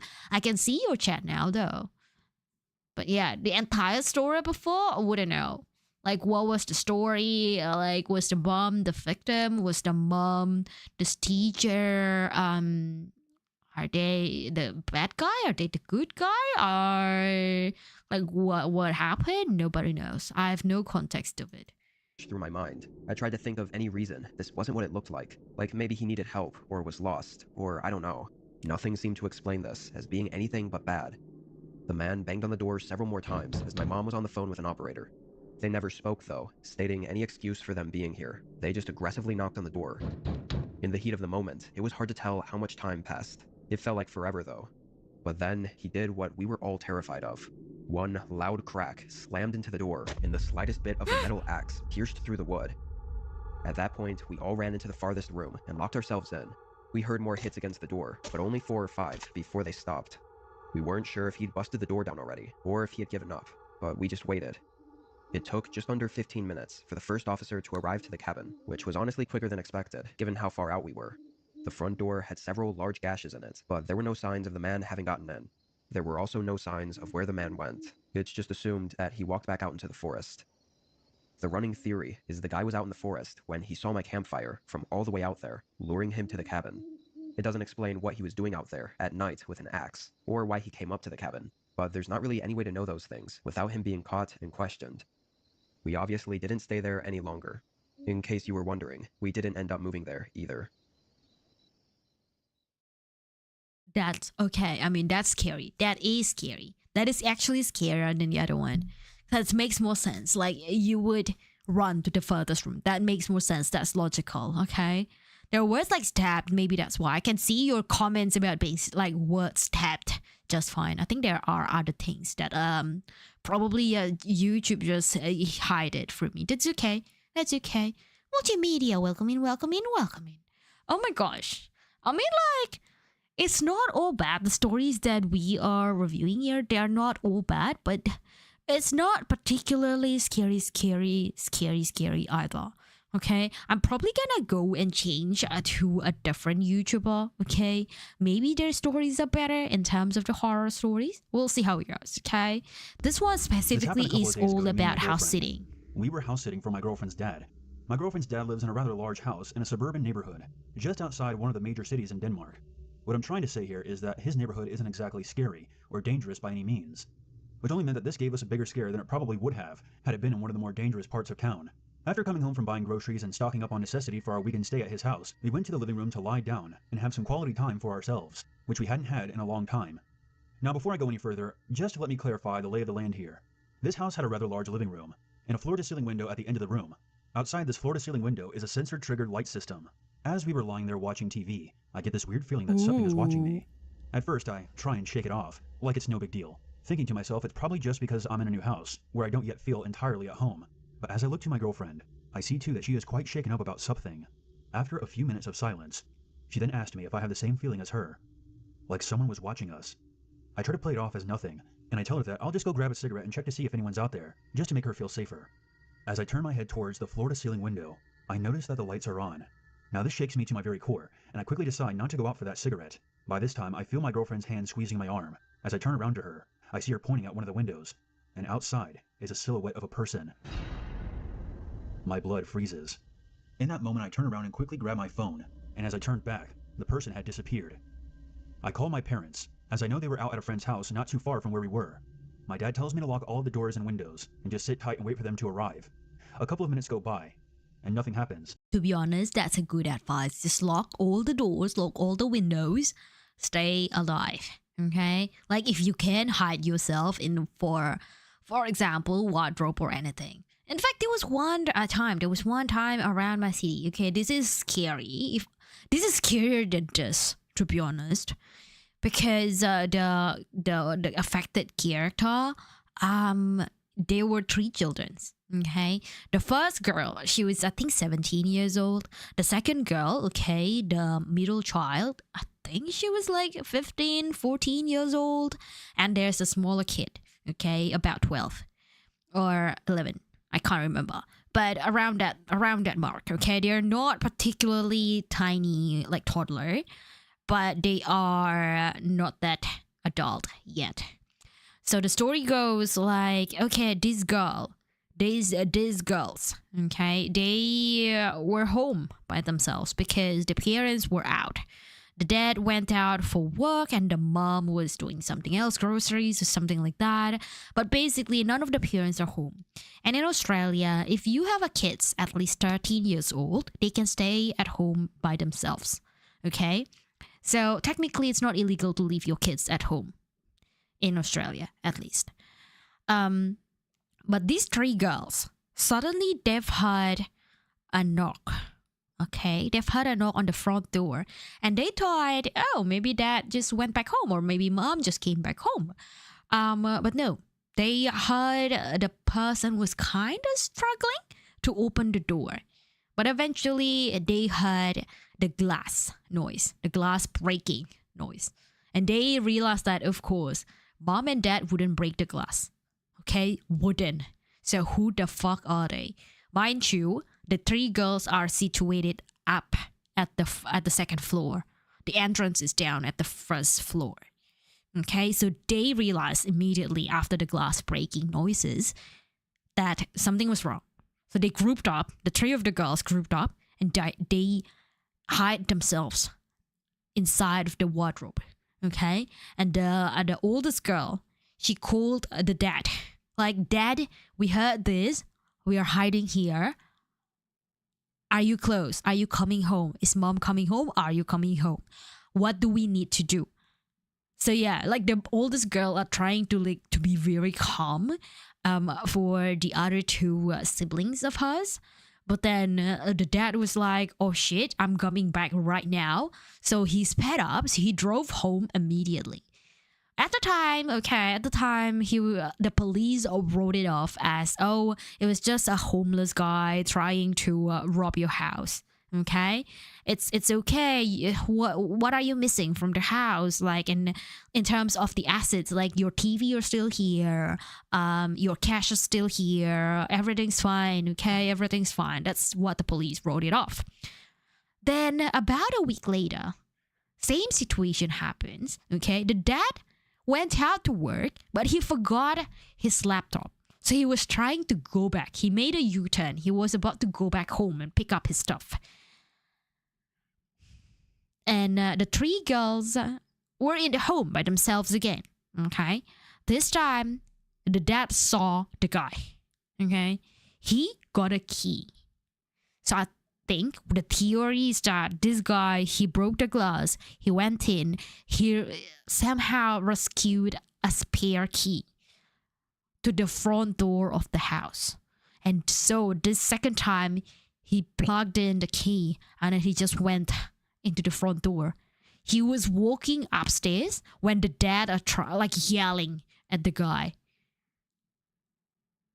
Yes. The dad was yelling at the guy and the guy ran away at a very fast speed. And of course, the dad was pretty angry, like, how the fuck happened? And so he called the police, and the police was like, that's your fault. Why would you leave a spare key out there? And then he got so mad. He told the story to the radio. He told the story to the news. He was like, this guy have given my 3 girls a trauma, a really big, serious trauma. Okay? Like being kept like hostage, pretty much, at their own house, being anxious at their own house. Those kind of mindset changed the girls, according to the dad. And the police did nothing. So yeah, that happened. I feel like that's scarier than any of the stories. Hello, and I cannot remember if I've been on your stream before, but apparently I'm following, and how are you doing? Kendrick, welcome in, welcome in, welcome in. If you're following, you need to come here a little bit more, because you can claim free garlic gloves every single time you see me streaming. Okay? This stream has a hit, and Yavia has arrived to claim it. Welcome in, welcome in, welcome in, Yavia. Welcome in, Yavia, Yavia raid. Welcome, welcome, welcome, welcome, welcome, welcome. Hi, Riri, how goes? We're talking about horror stories, but I feel that the horror stories that I'm reading are not scary. Okay? My story, the one that I've seen in real life, are scarier. Okay? This is the second video that I watch. I think the 5th story or 4th story that I watched, I definitely yapped a lot before we start watching the story. Yeah, it's not scary. Okay, Sasha, what's the scariest thing that you've ever experienced in the entire life? I'm curious. Anybody in the chat, okay? What is the scariest story that you've ever seen? Like, it can be your friends' story, like, oh yeah, I've heard that this friend of mine had this experience, blah blah blah. That's fine too. I just want to know, okay? I feel like my scariest story would probably date back to when I was 7, 8, 9 years old, around that age, okay? And I say this on my Instagram, I think, if not on YouTube, I forgot where, but essentially, when I was in elementary school, the rumor is that you should, like, look, context. I moved schools, okay? I moved school in the middle of elementary school. So people are telling me stories about the new school. And one of the stories they told me is that, really, please do not use the toilet at the back of the building, okay? Because there's ghost, okay, in that toilet. You should not use that, okay? Never. But then I got curious. And then I dragged a friend of mine, okay, a classmate of mine, to check it out. And so we went. We checked it out. So this friend of mine, he's a guy, right? So he went to the boys' toilet. I went to the girls' toilet. We split up. And it's pretty much on the opposite side of each other. It's not far, okay? It's not far. And I was checking the girls' toilet. Nothing really happened. It's old, sure. There are spider webs. There are dust everywhere. But that's it. That's it, okay? The glass, the mirror has a little bit of a crack. That's fine. You know, it's unattended. It's not clean. But there's no ghost. So I was about to walk out. And I walked out eventually. And my friend looked really pale. And he just grabbed my wrist and just really run. And just dragged me, okay, to run at a very quick pace. I was like, what the fuck? What happened? Like, oh my gosh, the boys' toilet. I was looking around and the door stalls, it just started flapping on its own. Started freaking flapping on its own. It freaked out my friend. Okay, so we ran. We just ran. I don't know. I've never really went back to the toilet afterwards. I have a question. How long do you usually live stream for? And I will find a YouTuber that I'm thinking of that has true horror stories, and some of them actually pick me up and I don't get creeped out often. Oh, I mean, I'll probably stream for more than half an hour, like the next half an hour or an hour or even more. We'll see how it goes. But yeah, send it over. Although I don't think you can send link on Twitch. But you can send link on Discord, or you can just type the name of the YouTuber and I will find it.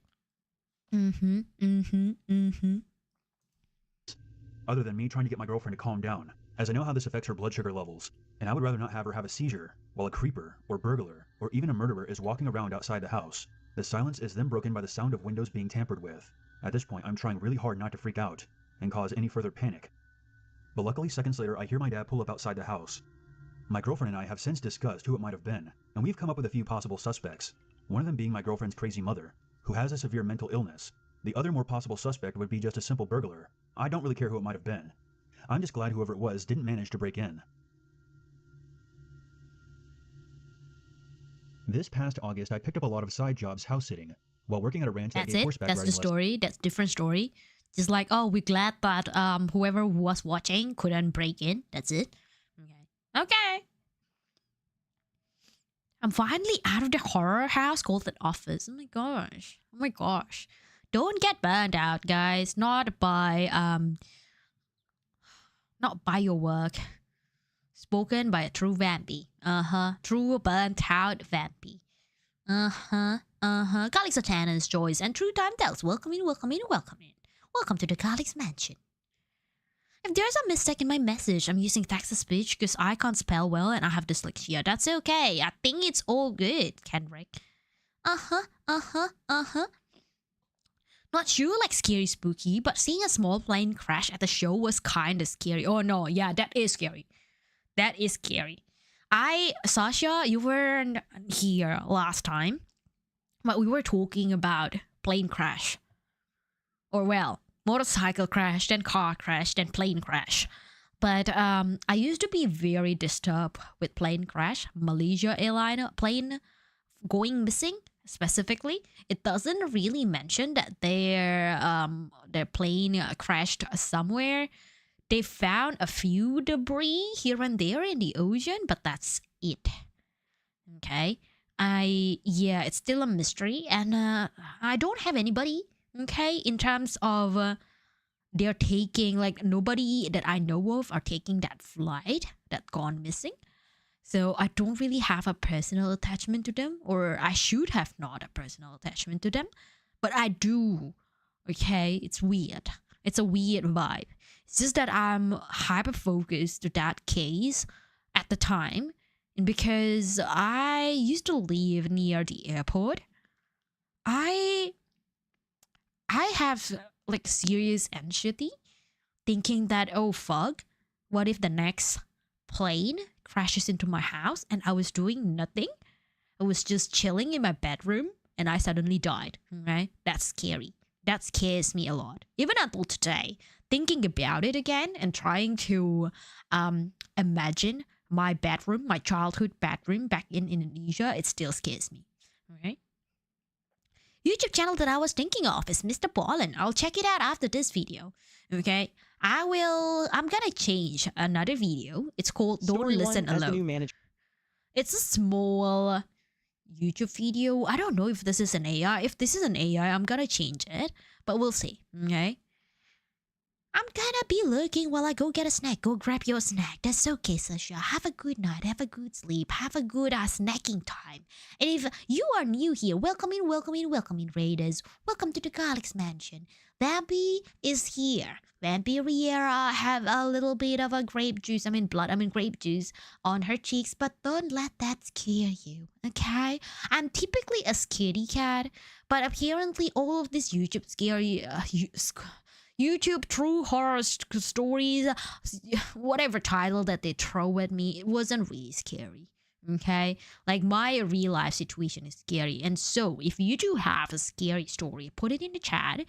But if you are too tired, maybe it's very late for you, maybe it's time for you to sleep, maybe it's time for you to get snacks, maybe it's time for you to get dinner, whatever it is, go do whatever you need to do. If you need to stretch, if you need to go to toilet, okay?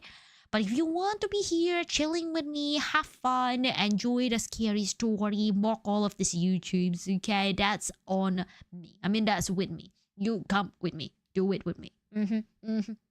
I will appreciate that a lot. Okay, let's go watch this one. Manager at Target, my first big task was an overdue audit of Absolutely. This is an AI. I'm not doing that. The Ballin? Mr. Ballin, not the Ballin. Ballin. There we go. Mr. Ballin, this guy? Celebrate Halloween. Oh, this is... alright. Hang on. Let's do this one, Let me ask you a probably. question, John. If I told you right now to walk up to any one of these books, now not physically, but mentally, and I want you to flip it open to any page, to look at that page, and to go back and forth and stop at any word, can you see this happening? Close your eyes, in your mind's eye, envision that occurring. I want to show them at home because people will say later that I changed what I wrote somehow. All right. Open your eyes. What was that word? Oh, dude, this is not staged. This is crazy. I'm blown away. What is this? All right, welcome Is back. he to a Storytime with magician or Mr. Ball. something? This was such a hit on the last episode with Tom Segura that we decided we would do more. And today's guest, I got to be honest, they're going to blow your mind. Seriously. You know what? I'm gonna change because I Today, don't we think have a that very fits special the bonus story. Because if he is encountering a hypnotist, I do have another funny story about hypnotist. Okay, but that's not scary. It's more like funny than anything. It's more creepy. So for you Not guys. super It's a spooky collection scary. of 5 true scary stories about real people who come face to face with real life monsters. Now, these 5 fan favorites have all been completely re-edited for today's episode. So even if you've seen or heard some of them before, this is going to feel like a totally new viewing experience. But before we get into today's 5 stories, if you're a fan of the strange, dark, and mysterious delivered in story format, then you come to the right place because that's all we do, and we upload once a week. So if that's of interest to you, please secretly reverse the like button's car blinkers so when they signal left, the right one comes on, and vice versa. Also, please subscribe to our channel and turn on all notifications so you don't miss any of our weekly uploads. Okay, let's get into today's They've got a 5 lot of stories. podcasts there. His formerly military tells real life horror story. Here. I think this is the stories. In 1978, 16-year-old Bridget Geiger was waiting outside her home in Ohio for a boy named Jeffrey to take her to prom. She wasn't particularly excited to go to prom with Jeffrey. He was known to be really nervous around girls, and so she I know that Jeffrey. It's Jeffrey Dahmer, right? Is that serial killer? The one that has a Netflix series, documentary series, right? No.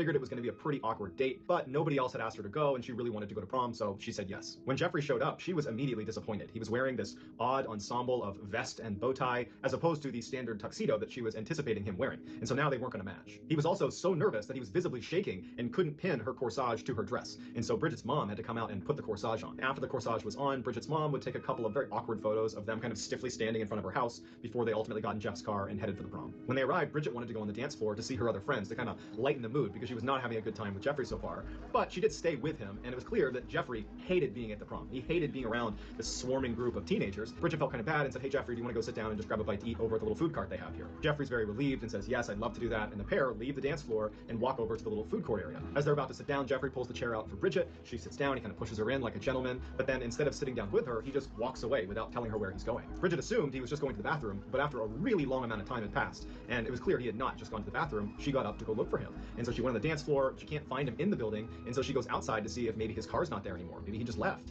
And she sees his car, it's still in the lot. When she turns around to go back into the prom, she sees Jeffrey sitting on a curb just eating McDonald's cheeseburgers. And she goes over to him and she's like, "What are you doing out here?" And so he told her that he just wanted to step outside and get a couple cheeseburgers and then come back and he would sit with her while she ate, but they wouldn't let him back in. And so he just went and got more cheeseburgers and thought he would wait here until she came outside. And now that she was outside, she couldn't get back in either. So she just says, "Hey, I'd like to just go home." And so Jeffrey is mortified and he tells her, "I'm so sorry. I wanted this to be a nice evening for you. I'm sorry it wasn't." He drives her home. He says goodbye. She walks into her house. He drives off, and that was that. Bridget only saw Jeffrey one more time after that. It was about a week after prom, and Jeffrey actually invited her to come over his house for what he was calling a house party. And Bridget's like, "There's no way this kid's throwing a house party. He can barely stand to be around just me, let alone a crowd of people." But she was polite and said, "Sure, I'd love to come to your house party." She gets there, and there's no food, there's no music, there's like 3 people there, and as soon as she walks in, all Jeffrey wanted to do was have a seance and communicate with the devil. She was so immediately creeped out by Jeffrey's behavior that after only a couple of minutes, she just turned around and left his house party and did Wait, not this is not Jeffrey Dahmer. I don't think this is Jeffrey Dahmer. The picture looks like Jeffrey Dahmer at all, and the name just matches, and I went, "Oh shit, this is Jeffrey Dahmer."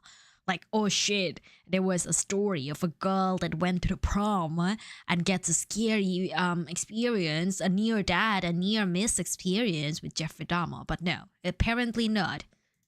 not see him again. Well, until 13 He's a years later, when cannibal, she read about really? him in the newspaper. 13 years later, on July 22nd, 1991, Milwaukee, Wisconsin police spot a man named Tracy Edwards running down the road in handcuffs. They run over to him and they say, "What's going on?" And he says that a man was holding him hostage in his apartment, that he threatened to kill me. I was able to overpower him and escape, and here I am. The police go to this apartment that he apparently escaped from, and they knock on the door. The door opens, and the police are confronted by this tall man who introduces himself as Jeffrey. He tells police this is all a big misunderstanding, and that Tracy Edwards is a friend of his, and I don't know what's gotten into him, and the police were actually close to believing him. They would even say he was really convincing. But as they're talking to him, one of the officers kind of looks behind Jeffrey into his apartment, and he sees on the coffee table what are clearly pictures of dismembered body parts. And so they arrest Jeffrey. Is it and when really his Jeffrey apartment was fully Dahmer? searched, Am a I house of second horrors guessing was revealed. myself? In addition to photos of body parts, the apartment itself was littered with human remains. There were several human heads in the freezer and the refrigerator, and in his bedroom was a 57-gallon drum containing Is it Jeffrey Dahmer? Have I guessed right from the beginning, and then I turned myself around and then more dead bodies that were decomposing in chemicals. There was also evidence that suggested Jeffrey was eating these people. Now, Jeffrey lived in a crowded apartment complex, and so other neighbors had complained about this awful smell coming from his room, but he had been able to explain it away and convince everybody that it was just some bad meat. However, the most horrifying revelation about how Jeffrey was able to conceal these horrible crimes he was committing in the middle of a city apartment would come a few days later. Apparently, 2 months before Tracy Edwards had run out of Jeffrey's apartment in handcuffs and flagged those officers down, another boy had left the apartment in handcuffs and was running down the road, and police stopped him, but the boy couldn't really speak. He wasn't able to articulate why he was there or what he was doing, and as police are talking to him, Jeffrey comes running up the road, flags the officers down, and thanks them for finding his boyfriend. They had gotten into a lover's quarrel, and that everything was just fine, and so the police shrug it off and say, "No problem, we'll even give you a ride back to your apartment." And so they drive the boy and Jeffrey back to Jeffrey's apartment, they watch them go inside, and the police leave. But if the police had paid a little bit more attention, they would have seen there was a hole drilled in the back of his head by Jeffrey. He had been pouring acid into this kid's head to try to control him, and that was why this boy couldn't speak. And as soon as the police let them go back into the apartment, Jeffrey killed the boy, because Jeffrey, Bridget's prom date, turned out to be none other than infamous serial killer Jeffrey Dahmer. I knew it! I knew it! I called it! I called it from the first picture. I was like, Jeffrey Dahmer, that's Jeffrey Dahmer. Okay, look. There was one period in my teenage years. I got really into studying psychology behind psycho killers, psychopaths. Okay, I think name of Jeffrey Dahmer came then, and multiple other names. Really, who was it? Jack the Ripper, and then there was one lady, I forgot her name, but she's infamous of killing people with poison, and she was a pharmacist as well. So she was reputable. She has a good reputation around her city, but then she's killing people with her poison. Okay, and then there's another one. I forgot the name, but a couple. Basically, this couple are just going around the town and they're killing people. Really, serial killers, right? So yes, I knew it. I knew it was Jeffrey Dahmer. 17 people over a 13-year period. Just days after this picture was taken of Jeffrey and Bridget, right before they headed off to prom together, Jeffrey would kill his first victim and start that 13-year killing spree. Dahmer was ultimately given a life sentence, but was killed by another inmate. Oh, he died? In the prison? In 2004, 16-year-old Misty Tasker was a typical American teenager living in Live Oak, Florida, which is a small rural town right in the middle of the state. One Saturday evening in January, she and her mother attended a church service. Afterwards, they hopped in her mother's truck and they got on the country highway and began making their way home. Their house was just 20 minutes down this highway. It was a straight shot, and this highway was pretty desolate. There were no streetlights. It was actually a dirt road despite being a highway, and it was just thick forest on both sides of the road the entire way. There were no buildings or houses between the church and their neighborhood. Misty's mother was already a very anxious driver who would keep both hands on the wheel. She would sit up and kind of hunch over the wheel and keep her eyes intently focused on the road. You're back? What happened? I guessed it. I guessed that it was Jeffrey Dahmer. I'm gonna go, Vampy. That's okay, Vader. Have a good night. Have a good rest. Have a good evening. Sleep. Go. Maybe. I don't know what you'll be doing after this, but have a good rest of your day, okay? Porky will bless you. A good night's sleep if you want sleep, but if you haven't really gotten sleepy, haven't really gotten to the time of sleep yet, that's okay too. Hydrate! Thank you, Kendrick. Thank you.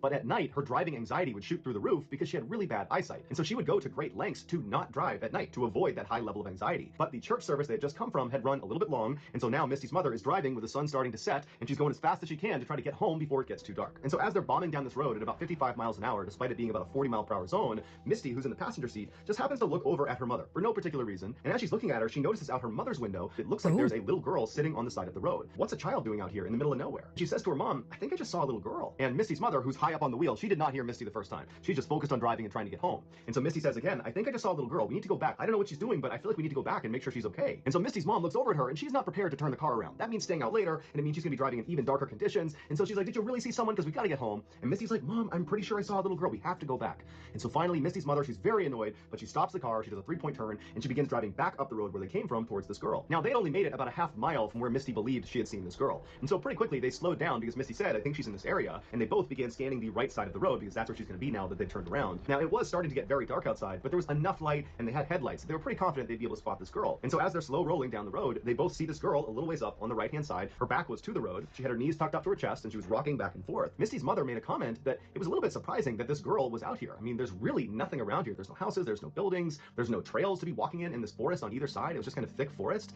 And so she just thought it was very strange that this girl would even be out here, especially because there's not any traffic on this road. And so Misty's mother began slowly rolling up to her, and she told her daughter that instead of just stopping right away, let's just drive past her and get a look at her, and then we'll turn around and see if she needs any help. And so as they got right up next to her, they realized she was not a little girl. She was a young teenager, but she was not a young child. And as they drove right past her, they would expect her to turn around and acknowledge the car creeping up on her, considering there's no other traffic in the area, and you're just some person sitting on the side of the road. You should definitely turn around and see what's behind you. But the girl did not acknowledge them. She just continued to have her knees up to her chest and rocked back and forth. And so Misty and her mother are a little bit freaked out by this, but they drive past her about 50 meters. Misty's mother does a 3-point turn, and when they're looking back down the road where the girl should now be on their left-hand side, they're oriented back towards their house now, she wasn't there anymore. But there were no street lights. It was now almost completely pitch dark outside, and so all they had was the headlights. And so Misty told her mom, drive up a little ways. Maybe the girl stood up and moved, and we just can't see her because she's not in the headlights. And so Misty's mom began driving down the road and kind of turning slightly towards the left to shine the light more to the left, but there was no sign of this girl. For good measure, they turned right slightly to shine the lights more to the right-hand side of the road, but there was no sign of this girl. And so Misty and her mother just slow rolled back down the road, kind of keeping their eye out on both sides. But after traveling for several minutes, going about 5-10 miles an hour, and seeing no sign of this girl, they decided that, well, she must have just gone back into the woods and gone back to wherever it was she came from. And so Misty's mom began picking up speed, and before long, they'd gone maybe 2 or 3 miles away from where they'd seen this girl, and they were coming up to this 4-way intersection with stop signs all around. And as they were getting close, Misty's mother gasped, because on the other side of the intersection, on the right-hand side, was this girl sitting on the side of the road. She's got her back to the road, her knees are up, and she's rocking back and forth. And so Misty's mother pulls up the stop sign and then just sits there. And both women are just stunned at what they're looking at. They had just seen her 2-3 miles back down the road. It wasn't possible for her to get all the way up here. And so Misty's mother looks at her daughter and says, do you think it's a different girl? And Misty's like, no, that's the same girl. And so they just sat there for a minute until Misty started to panic. And she said to her mom, Mom, don't stop. I got a bad feeling about this girl. I don't know what's going on, but you can't stop next to this girl. But Misty's mom, she was definitely weirded out by... No, yeah, you don't stop. I will agree. If I were behind the wheels, I wouldn't stop. Oh my gosh, like checking the first time is good because of course like, oh, I want to help. Like, hey, there's this girl. Maybe she got lost. Maybe she just ran out from whoever. Maybe she was a victim of kidnap. Whatever it is. Okay, we'll try to help. We'll try to check. But we don't do it in our expense. We don't want to get in the risk. We don't want to get harmed if we are helping someone else. Okay, that's the first rule that you need to remember. He's good, isn't he? Yes, he's good. He's actually better than the other 2 videos that I found before this. Okay, 2, 3 YouTubers. And they are not, those are videos, the animation ones, they're not a small YouTubers. They're like 300k subscribers YouTubers, okay? They drew, they voiced over the story, but it wasn't scary. And they labeled it as a true story, creepy story. Things that you wouldn't, if you hear about this, you wouldn't sleep. But like, bruh, it's very mild. Maybe I have built a tolerance for Halloween. Or maybe for horror stories in general. Who knows? But Sheriff, welcome in. I hope you're doing well. I hope you're doing awesome. by the situation, no doubt. but she didn't feel good about abandoning this girl in the middle of the night on the side of the highway. And so even though she felt a little bit hesitant herself, she told Misty, we have to at least drive past her and ask if she's okay. That's the least we can do. And Misty was not having it. She said, Mom, do not stop. I got a bad feeling about this. Don't stop near this girl. But Misty's mom let up off the brake and began slow rolling past this intersection. And now at this point, Misty is just absolutely terrified. And so she takes her seatbelt off and she goes down into the footwell right in front of her seat. And she closes her eyes and covers her ears and she just continues to beg her mother to just please keep going. Don't stop. But her mother just continues on until she stops right next to this girl who's still just sitting on the side of the road with her back to the road. She's got her knees up. She's rocking back and forth. She's not acknowledging Misty or her mother. And so Misty's mother turns to her daughter and says, please roll down your window. And Misty refuses. She's still down in the footwell, still in the fetal position. She's crying and she's still begging her mother to please just go home. And so Misty's mother, frustrated, reaches across the passenger seat and grabs the knob to roll down the window manually. So she rolls the window down, and Misty, who's down in the footwell, all she remembers is sitting there covering up her ears, and she's crying, and she opens her eyes, and she's looking up towards her mom, who's reaching over the seat, and her mom yells out to this girl. And Misty remembers looking at her mom, who suddenly recoils in horror and screams, and then they take off like crazy, flying down the road. Misty jumps out of the footwell, and she's looking at her mom, and she's like, what's happening? What just happened? What did you see? And her mom's got her hand over her mouth, and she's speeding down the road, and she's crying now, and she's looking at Misty, and she just doesn't have the words to describe what she just saw.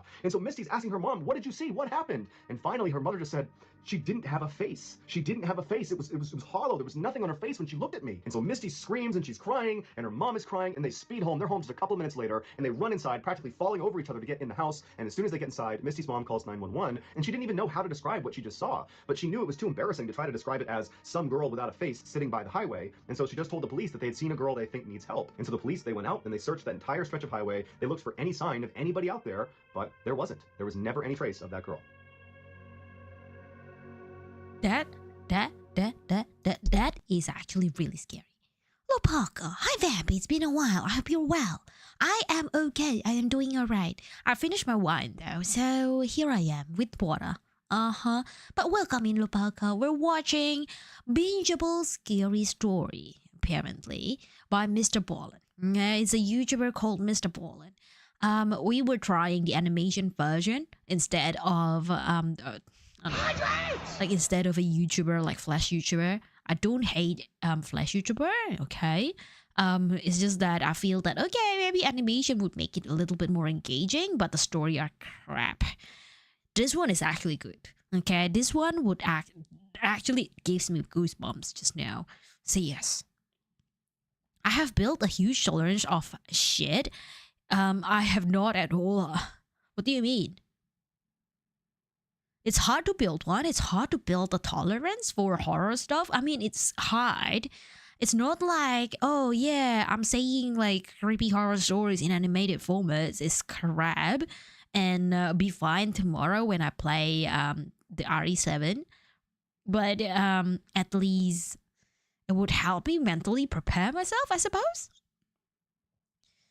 Hello, Riri. Day. Welcome in. Welcome. Garlics and Trendants, welcome to the Garlics Mansion. And hydrate, thank you for the hydrate. I will do that. To his usual video, it's hard to build a tolerance. Oh my gosh. Oh gosh. I mean, it gets scarier and scarier then. Right? If it's hard to build a tolerance, I mean, it is scary.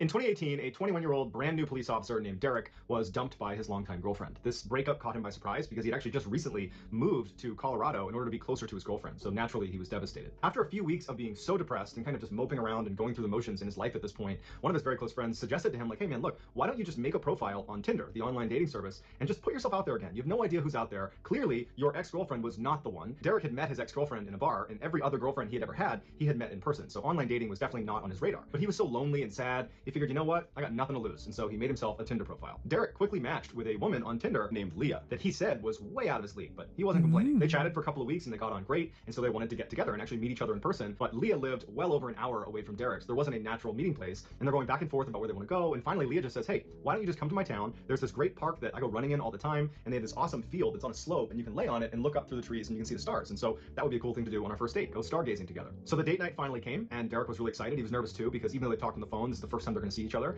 And so the plan was he was going to drive out to her town and actually pick her up from her work. She worked at a hair salon, and from there they would make their way over to this park. And so Derek pulls up to the hair salon right as Leah is coming outside, and she's all excited. She's waving to him. She runs over and she gets in the car and they hug and kiss on the cheek. And it's like they knew each other, but they didn't know each other because their entire relationship was online or via texting or a phone call. And so it's like they had history, but they didn't. But either way, Derek was really happy, and it seemed like Leah was too. From the hair salon, it was a pretty short drive to this access road that was going to bring them into this park. And when Leah told him to make this turn, it didn't look like a very well marked trail or even a marked park. It looked like this kind of random access road that Derek would not have associated with a big public park, but he doesn't know the area, and so he turns and he starts heading down this road. And the road went from cement to dirt pretty quickly. And this whole time he's thinking to himself, like, did I take a wrong turn? Does she know like where she's going?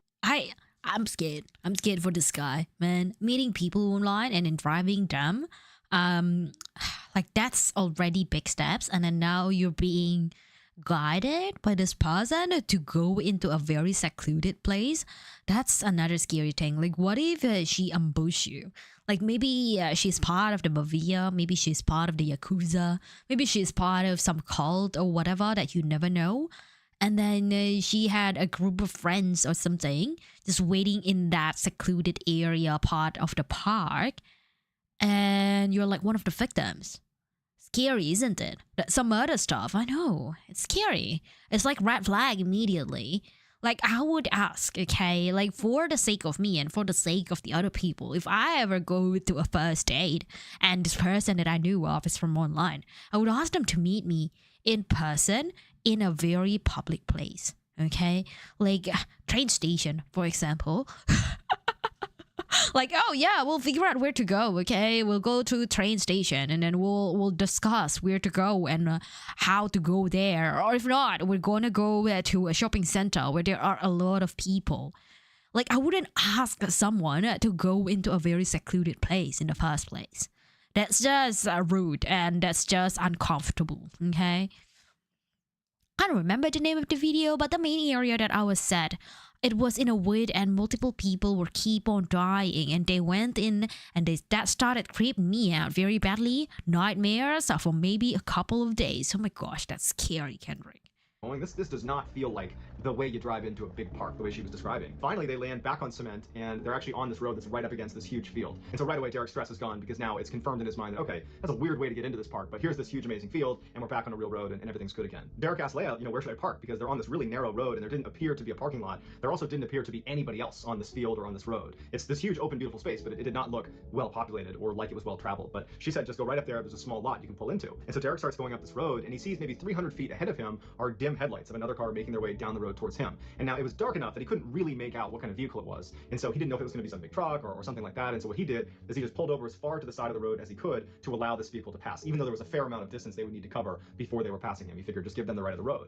And so as they start moving forward, you can see that it's actually this big van, and they're moving pretty slowly, and he's just kind of waiting for them to pass, and he's not thinking anything of this. He's thinking that this is just another person at the park. And this van, instead of passing him, actually turns at the last second and almost goes bumper to bumper with Derek's car. He doesn't crash into it, but he stops just in front of Derek's car. And so Derek is a cop. He's a brand new cop. And he's super aggressive, he really believes in his training. And so as soon as this guy stopped in front of him and blocked the path for him, red flags are going up for Derek, and he knows something's wrong with this van. And instinctively, he says, Leah, stay here. He grabs his flashlight that he kept right in the center console, and he jumped out of the car and went right to the driver's side door of this van to confront this guy. And when he got up to the driver's side door, it was this really big guy who looked pretty startled to see Derek come charging up to him with his flashlight. And Derek's like, what are you doing, man? What are you blocking me in for? And the guy's like, oh, hey, sorry, I'm the caretaker here of this whole property, and we've had an issue with poachers in the area, and I was concerned you guys were poachers. It doesn't look like you're poachers, though. And Derek's like, no, we're not poachers. We're going stargazing. I'm on my first date here. And the caretaker's like, I am so sorry. Please get back in your car, go and enjoy your night. And at that, he backed up to the three-point turn and drove right back up that road where he came from and disappeared down on the other side of the hill. Derek stood in front of his car for a couple of minutes, making sure this guy was gone, and then he turned around and he got back in the car and he kind of joked with Leah. And he's like, yeah, he thought we were poachers. I guess you look like a poacher to him, and that's why he stopped us. But when he looked over at Leah to react to his hilarious joke, she wasn't paying attention to him. She was just furiously typing away on her phone,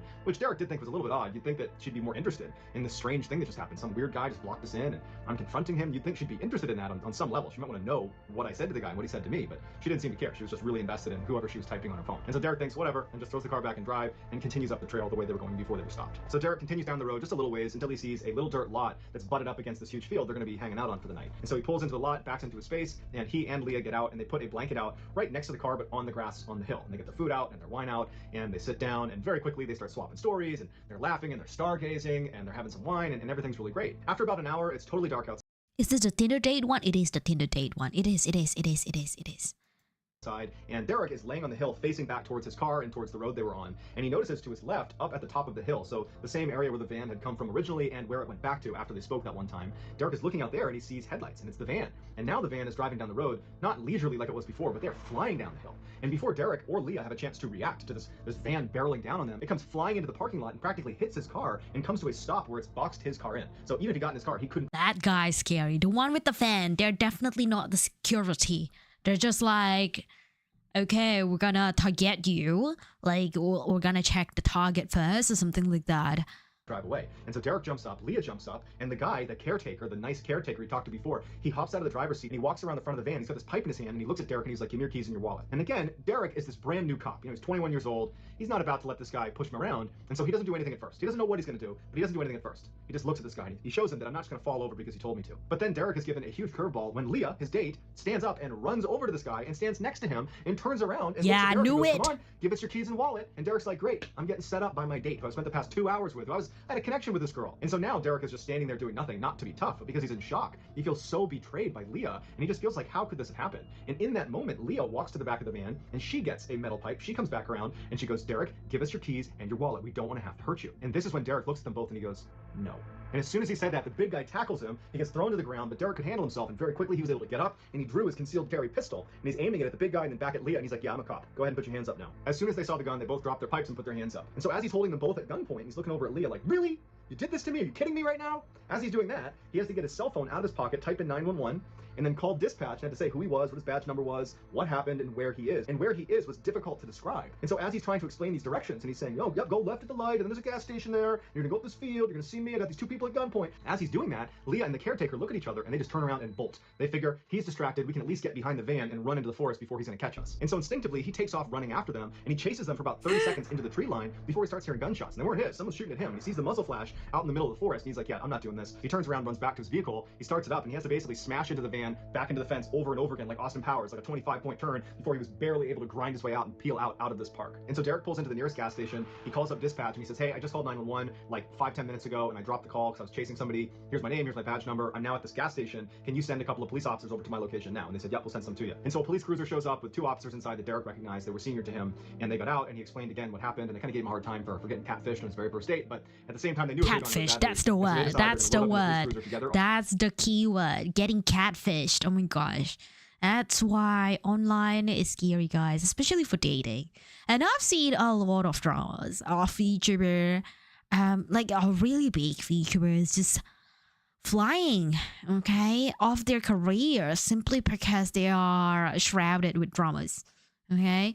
Like relationship dramas. It's the dramas is scarier than anything and VTubing, okay? Like, what was it? There was one that comes out recently about Niji Sanji and how that one of the talent actually got a partner and the partner was jealous of like, oh, you are collabing with the other girls like in your company very often. Oh my gosh, I'm jealous. And the girls at the company ended up bullying this talent pretty much. And yeah. I don't know. I don't really read the entire story, but from the look of it, from the stories on the YouTube shows that I happen to like watch, it sounds like it. It's a very toxic thing. Dramas are very toxic. All 3 of them, and drive back up to the park. And so they get up to the park, and Derek points ahead and he goes, that's the van, it's still here. And so they drive up and they stop short of the van, and the 2 uniformed officers, they turn to Derek and they're like, just stay in here, we're gonna go check this van out. And so Derek's sitting in the car watching these guys go up to the vehicle, you know, guns drawn, they're looking all around, they're clearing behind the vehicle, they're looking in the wood line, there's nobody there, and at some point he sees them put their pistols away, and they go in the van, they're kind of shining with their flashlights all around, they're looking in the back, looking in the front, and then after a few minutes, they walk back to the cruiser, and as soon as they got in, Derek could tell there was just something off about how they were acting. When they were down at the gas station, they were kind of joking around with him. Now, whatever they had seen in the van was definitely not something they were gonna joke about. And they turned to him and they're like, the back of the van, it was just knives and saws and pistols and rifles and lighter fluid and chains and handcuffs and duct tape. It was just awful, and it looks like there might even be blood on the ground. The 2 officers immediately called in additional backup, and before long, it was a full-fledged circus around this van of a crime scene investigation unit and other police officers, spotlights set up, and they went out looking in the woods for these people, but they never found the guy, they never found the girl, and Derek would tell the other investigators, hey, she works at this hair salon, like right down the road, I picked her up there. And so they went over to the hair salon, and they wound up talking to the people there, and they said, we've never heard of Leah. And when they showed them a picture of Leah, they were like, we've never seen her before. And so they came back and they told Derek, look, she's a con artist, and this whole thing, your whole relationship with her has been her setting you up in some way, shape, or form. The entire thing, that's all it ever was. And so for Derek, that was crushing, and he swore off Tinder immediately. He did not want to do any more online dating. But what really haunts him, more than just being taken advantage of, is what would have happened if I wasn't concealed carrying? Would I have wound up in the back of that van? Oh gosh, yeah, that is scary. That the thought of it. I mean, although I would have flagged the red flag immediately though when the girl was like, oh yeah, there's the park that we can go stargazing, and the park turned out to be a very secluded place. I would be like, hello, I'm uncomfortable like meeting you in a very secluded place for a first date. Like, can we just eat at a McDonald's or something like nearby? Is that okay? So yeah. That's not the Tinder one that I remember watching. I guess that's a newer one that had a crowbar involved. This one had been uploaded 1 month ago, so if you have watched that long time ago, that's probably why. Okay, that's probably why you didn't get the same story. Sankai, thank you for the follow. Welcome into the Garlic's Mansion. Welcome. You want to claim the garlic bread, but you will need to fight Porky for it. Okay, he's hogging all the bread. The crowbar one was maybe 3 or 5 years ago. This guy, Mr. Bolin, has been creating for a long time, huh?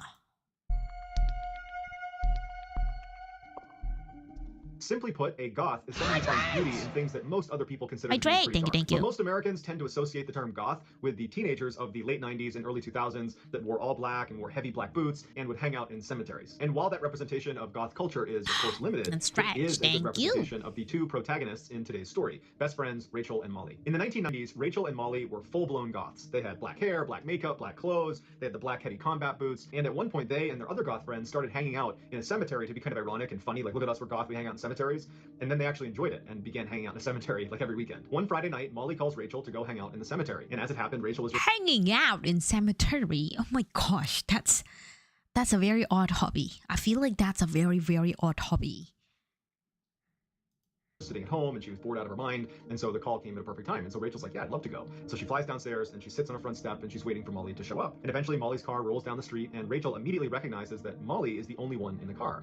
And Rachel, whenever she would go to the cemetery at night with Molly, they were always there with a group of at least 4 people. Even though they liked hanging out in the cemetery, they did recognize that it's a little bit creepy at night to be out there, and so they liked kind of rolling in a fairly big group. And so Rachel hops in the car, and her first question to Molly is, where is everybody? Are they meeting us there? And Molly said, oh no, everybody else is either working or they're kind of hungover from the party from last night, so it's just us two. I hope that's okay. And at the time, Rachel actually in her head was like, no, I don't really want to do this anymore. But she was like, oh yeah, that's fine. Yeah, we'll just go. Just the 2 of us. It'll be fine. Molly takes off from Rachel's house and she makes the familiar kind of winding commute to the front gate of this enormous cemetery that sits right in the center of town. They drive underneath this massive wrought iron gate that looks very medieval, very foreboding. It looks like it's out of a cheesy horror movie, this like cliche entrance to a cemetery. And so they go through there and they're on this road that stretches all the way down through the cemetery and basically splits it in 2. On the left side, as you're driving in, was an area closest to town and also it butted up against a major public university. And then on this side of the cemetery, you had a bunch of residential houses that butted up against the side of the cemetery. And where Molly and Rachel and their crew like to go was on the right side, all the way back in the corner, because there was a section that was kind of situated between these 2 hills where not only were they obscured from the cemetery road and the main road once they were down in this little depression, there was also no houses that happened to look over that spot. So it was kind of like the hidden section of the cemetery. And there was also this big boulder that people sat on and a big tree you could lean up against. So that was their spot. So Molly drives in the gates, she heads down that road and she turns right onto a dead end road. She takes that down about a couple hundred meters till it dead ends and they park. And then the girls get out of the car, they light up cigarettes and they walk down this hill that's just beyond where this dead end comes to an end. And so they walk down this hill and it brings them to this clearing where this big rock and tree is. Rachel hops up on the rock and she turns around, so she's facing back up the hill they just walked down, and Molly is right next to her on her right, leaning up against the tree. And for the next hour or so, they just crushed cigarettes and talked about their various boyfriend drama and life drama and whatever else they wanted to talk about. After a while, the girls started to smell a bonfire. And from where they were sitting, they could see a hill in front of them, and there was actually another hill over here. And so their view is pretty obscured out of this little valley they're in, so they can't see any fires anywhere. And so they assumed that what they're smelling was a fire coming from the other side of the cemetery, because there's that huge university over there, and they knew sometimes the college kids would come onto the cemetery and they would light fires over there, and inevitably the police would get called and they would break up the fire because you're not allowed to have a fire on the cemetery. And whenever they did that, the police would actually make rounds around the entire cemetery,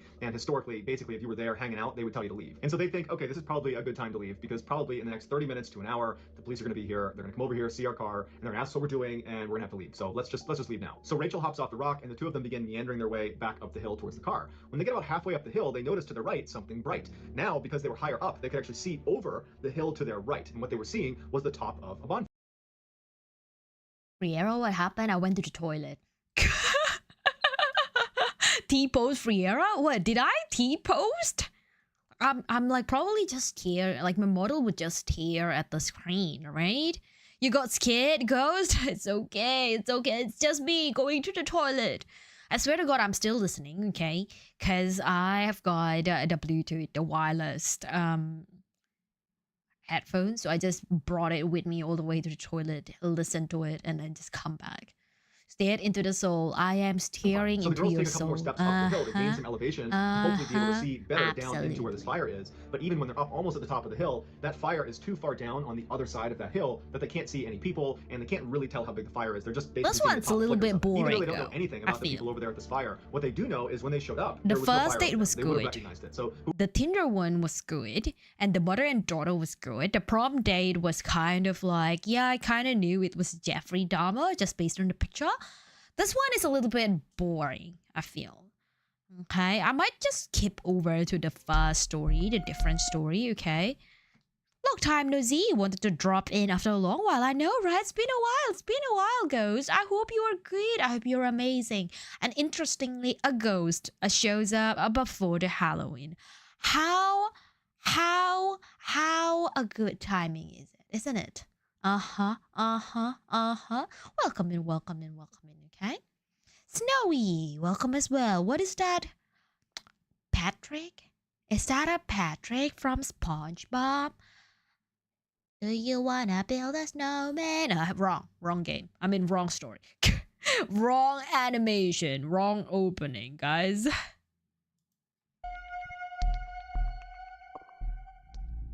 the following stories all take place in the Twin Cities in Minnesota. On New Year's Eve, 1980, 20-year-old Karen Potak was out at a bar with a friend celebrating, and at some point in the night, she slipped out. She didn't want to stay any later, and she began walking home. Now, she didn't have a jacket on, and it was very cold outside. She's kind of stumbling through the streets, and a man sees her and pulls over and offers to give her a ride home. She's kind of intoxicated, and so she agrees to get in his car, and they drive off. A couple hours later, around 3 a.m., the police receive this phone call. Yes, please, this is an emergency. Please send a squad to Pierce Butler Road, Molenberg Manufacturing Company, machine shop. Please, there's an ambulance too. There's a girl hurt there. Can you tell me what happened to her? Just hurry, she's laying on the ground in the back by the railroad tracks by the engine. Hurry. What's the address? I don't know. Who are you? Using this information from the caller, the police arrive in the back of that building and they find Karen Potak. She had been repeatedly bludgeoned over the head with a tire iron and then left for dead. Miraculously, she would survive, but because of her head injury, she forgot almost everything about that night, including the description of the guy who picked her up and who probably attacked her and who probably was the one who called police. So the police tried to interview some people in the area around where she was found, but it was a really deserted area and no one knew anything, and there was no physical evidence left at the scene, so the case went cold. Then, 5 months later, the police receive another phone call. Oh, you finally, I just stabbed somebody with an ice pick. I can't stop myself. I keep killing somebody else. At this point, the police were not connecting this call with the call that immediately preceded finding Karen Potak, meaning they did not think that was the same person. And since in this call there were no instructions on where to find this person, they didn't really have anything to go on, so they took note of it, but ultimately kind of disregarded it. But just a few hours later, a group of teenagers were walking through the forest when they found a dead body. The body belonged to 18-year-old Kimberly Compton, who had literally just moved to Minnesota. She graduated high school and decided she wanted to start fresh in Minnesota. She hopped on a bus, she goes to Minnesota. Look at that. Oh my gosh. It's kind of similar to the Aussie one. Okay, like we reported things to the police and the police just went, yeah, no, disregarded it, dismissed it. That's so bad. That is so bad. You did not notice that timing coincidence? Well, now I'm pointing it out. The ghost only comes out around Halloween time. Who are you gonna be, ghost, when you are coming on Christmas time? Are you gonna be my snowman? Are you gonna be a little snowflake? Will you change it like a snowflake ABK? Is that a thing? Minnesota. She gets off the bus. She goes into the first restaurant she sees, which is a diner. She sits down by herself. She's eating some food, and a man approaches her and says, "Hey, can I sit down with you?" So she lets him sit down, and he asks, "Who are you? What are you doing here?" And she says, "Oh, I just moved here." And this guy offers to drive her around town and show her the sights. And she's like, "Great." 15 minutes later, he would kill her with an ice pick. At this point, police are beginning to suspect that this person who keeps calling them immediately before they're finding women that have been attacked might be the same person. And 2 days after Compton was killed, they get another call that confirms this. Don't talk, just listen. I'm sorry what I did to Compton. I couldn't help it. Don't know why I had to stab her. I am so upset about it. I keep getting drunk every night. I can't believe I did a big dream. I can't think of being locked up. If I get locked up, I'll kill myself. I'd rather kill myself to get locked up. I'll just try not to kill anybody else. From this point forward, they referred to this caller as the weepy-voiced killer. And even though they had his voice recorded, Weepy. they didn't have any physical evidence. Because I mean, the name actually really, really good. A weepy caller. The weepy voice caller. Yeah, makes sense. DJ Lucas, thank you for the follow. Welcome to the Garlic's Mansion. I am a floating batshit, so I can be a snowman, though a very odd-looking one. 1 second, a snowman would still look like a ghost. Exactly. They're just a bunch of white balls. I mean, what? White balls. I say that right. Snowman is just a bunch of white balls. With a carrot stick as the nose. And then a few more sticks as... a few more branches and sticks as the arms, right? Should have thought if the consequence before doing the crime. And hi, Riera. I love goes on YouTube. Welcome in. See, some people, they are psychopaths and they just have this, based on my understanding, okay? Because I was pretty into psychology about a serial killer back in the day. It's something to do with how their brain is built, in the sense that there is some weird genetic mutation. I wouldn't say, I wouldn't go as far as mutation, but there are some genetic makeups in the brain that affects those psychopaths, okay? And so they've been trained from the young age that, oh, you do not do this is bad. You do not kill somebody, you do not hurt somebody, this is bad. But somehow in their brain, it's the other way around. Like they just cannot comprehend why society is the way society is. Okay, so I think it's more genetic than anything. It can be nurtured. Like it's like, I think if you are a serial, like Jeffrey Dahmer, for example. It's a combination of the genetic makeup and at the same time the environment that he lives in. Maybe he has a broken family, maybe he has been bullied at school that prompts him and motivates him to do crime. But the genetic makeups mostly are the cause of it. Either, so they didn't have much to go on. The police would go to the diner and they would talk to the staff that was there and they would give a general description of the Weepy Boys killer, but it wasn't enough to pinpoint a suspect. So once again, this case went cold too. 6 months later, the police received yet another call. Fire emergency. Please don't talk to this person. I'm sorry, I killed that girl. I stabbed her 40 times. Kimberly Compton was the first one. Overseas. I don't know what's about me. I'm sick. I'm gonna kill myself, I think. Where are you? If somebody dies from what it's me. I killed all day. I'll never make it to heaven. A day later, they find the body of 40-year-old Barbara Simons floating in the Mississippi River, tucked up against some brush. The night before, Barbara had been out at a bar and she'd offered a cigarette to a man she hadn't met before. They began flirting and kind of hit it off, and at one point they were going to leave together, and before they left, Barbara turns to one of the waitresses and kind of jokingly says, "Boy, I hope he's nice because I'm leaving with him." And the waitress, for whatever reason, had a really bad feeling about it and made a point of getting a really good look at the man she was leaving with. And that man, of course, would turn out to be the Weepy Boys killer, and as soon as he and Barbara left the bar, he would stab her to death and throw her in the Mississippi River. After the police began investigating this, they came to the bar and they interviewed that waitress, and she said, "I got a really good look at this guy." And so the police show her 100 different mugshots of previously convicted felons in the area, and she immediately identifies 38-year-old Paul Stefani and says that's the guy. Paul had been convicted for aggravated assault, and he also had a history of mental illness. Paul is immediately put under surveillance. I am amazed at that waitress though. Like immediately got a gut feeling that something is bad. Don't go. Like yeah, she doesn't really say don't go and like prevent the lady like Barbara to stop going with this Weepy Boys killer, but still. Like the way that she just had that gut instinct that something was not right, this guy's not right, and I'm gonna remember his face. It's amazing. Okay, it's amazing. A person who studied psychology, I'm more like self-studying psychology. It's not like I have a degree or anything. Okay, I absolutely do not judge people in terms of like their day-to-day living. In fact, sometimes I judge people wrongly. Okay, some people that I thought was good in terms of like how they act and how their personality is turns out to have a very malicious intent. Okay, like the ex-mod that we were talking about was one of them. Yeah, like I think what pissed me off the most is people that doesn't take consent. They just assume that, oh, you're telling me this, you must want this. Like, for example, I told my ex-mod, oh, I am at this event, equals to him that, oh, you must have mentioned that to me because you want to meet me. Like, no, never say that, bro. You never asked, I never say that. I like people who take things very literally. Okay, like if I say I don't like that, they will take it as I don't like that instead of trying to twist my words into say, oh, you just don't like it this time, but I'll try again next time and I will make you like it. Nah, that doesn't work to me. Okay, Riera baby, Robbie, welcome in, welcome in, welcome in. How are you, Robbie? I hope you're doing well. I hope you're doing awesome. Enjoy. Welcome, welcome. Oh, was playing with my com, and I got so mad talking about people that pissed me off, and I broke my com. Oh my gosh. I don't know if you can hear the crack, but it definitely cracked. Now I have to buy a new com. Shit. But hello, welcome in, welcome in, welcome in, welcome in. Doing all right? You just woke up? That's good, that's good, that's good. I hope that the scary stories doesn't scare you right after you woke up. Okay? Because we're listening to scary stories. But within 24 hours, he manages to ditch his tail and goes straight into downtown Minneapolis, where he picks up 19-year-old street worker Denise Williams. Paul took her down a dark alleyway, and she kind of sensed something was wrong, and so she grabbed a glass bottle that was sitting on the floor of the car. And when he went to attack her, she managed to hit him in the head and cut his face really, really badly, and she managed to protect herself enough that she could get out of the car and run away and save her own life. And a neighbor saw her running out of the car and kind of saw the whole exchange, didn't like how it looked, so they called 911. When police showed up, Paul was long gone. That same night, police get another call from the Weepy Voice killer. This one's a little bit different. He's actually asking for help for himself. Where? 1505 Westminster. 1505? Yes. Westminster, what's the problem?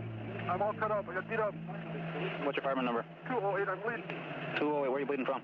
From my arm, my face, my head. Now, by the time this call is being made, the audio recordings of his previous phone calls had been made public. They were aired on radio shows, on TV, people had heard his voice, and it's fairly distinctive. And the dispatcher recognized his voice and told police, there's a chance the Weepy Voice killer just called us. So an ambulance... Yeah, his voice is very distinctive. I think it's always a concern about voice when it comes to VTuber. Yeah, like especially a very popular VTuber. I told you guys that I actually joined a VTubing community because of Digisaji, Japanese talent. And one of them is a very popular male talent, okay, Kanai. And there was one time he went and said that, oh yeah, thank you guys for coming to the concert that he had like the day before, like the week before that stream. Okay, and he went, I was so scared people will tell me, like he went out of the concert place, right? And he took the public transport trying to get back home. He was so scared to talk to anybody or like even let out any noise because he was like, all of these fans, like all of these people that are on public transport, they're probably my fans. They just finished from my concert. And if I say a word, they would know that it was me. So yeah, I can see the cons of being a very popular public personality or you know, just being very distinctive in terms of your voice, and especially if you do bad things, like your reputation is at risk pretty much. Like people will know what you're doing just based on your voice. Comes and picks up Paul Stefani and brings him to the hospital, and when he's sitting in his hospital bed, police walk in and they apprehend him. He pled not guilty, and prosecutors did not actually have that much evidence connecting him to each of these attacks. They had these audio recordings, but that was about it. And so ultimately he got 58 years in prison, not a life sentence. But considering his age, it wound up functioning like a life sentence. 12 years into that sentence, he was diagnosed with terminal cancer and was told he only had a year to live. And so it was at this point that he confessed to all of the attacks, including one they didn't know about. He murdered 33-year-old Kathleen Greening in her own home. He just didn't make a phone call to police afterwards. Paul would die shortly after his confessions. Ooh, interesting. Thank you so much for watching. Let me know what you thought of today's episode in the comments. How much you like Mr. Balin? Mr. Balin is the best out of the one that we watched at this stream. Okay, he was good. He was good.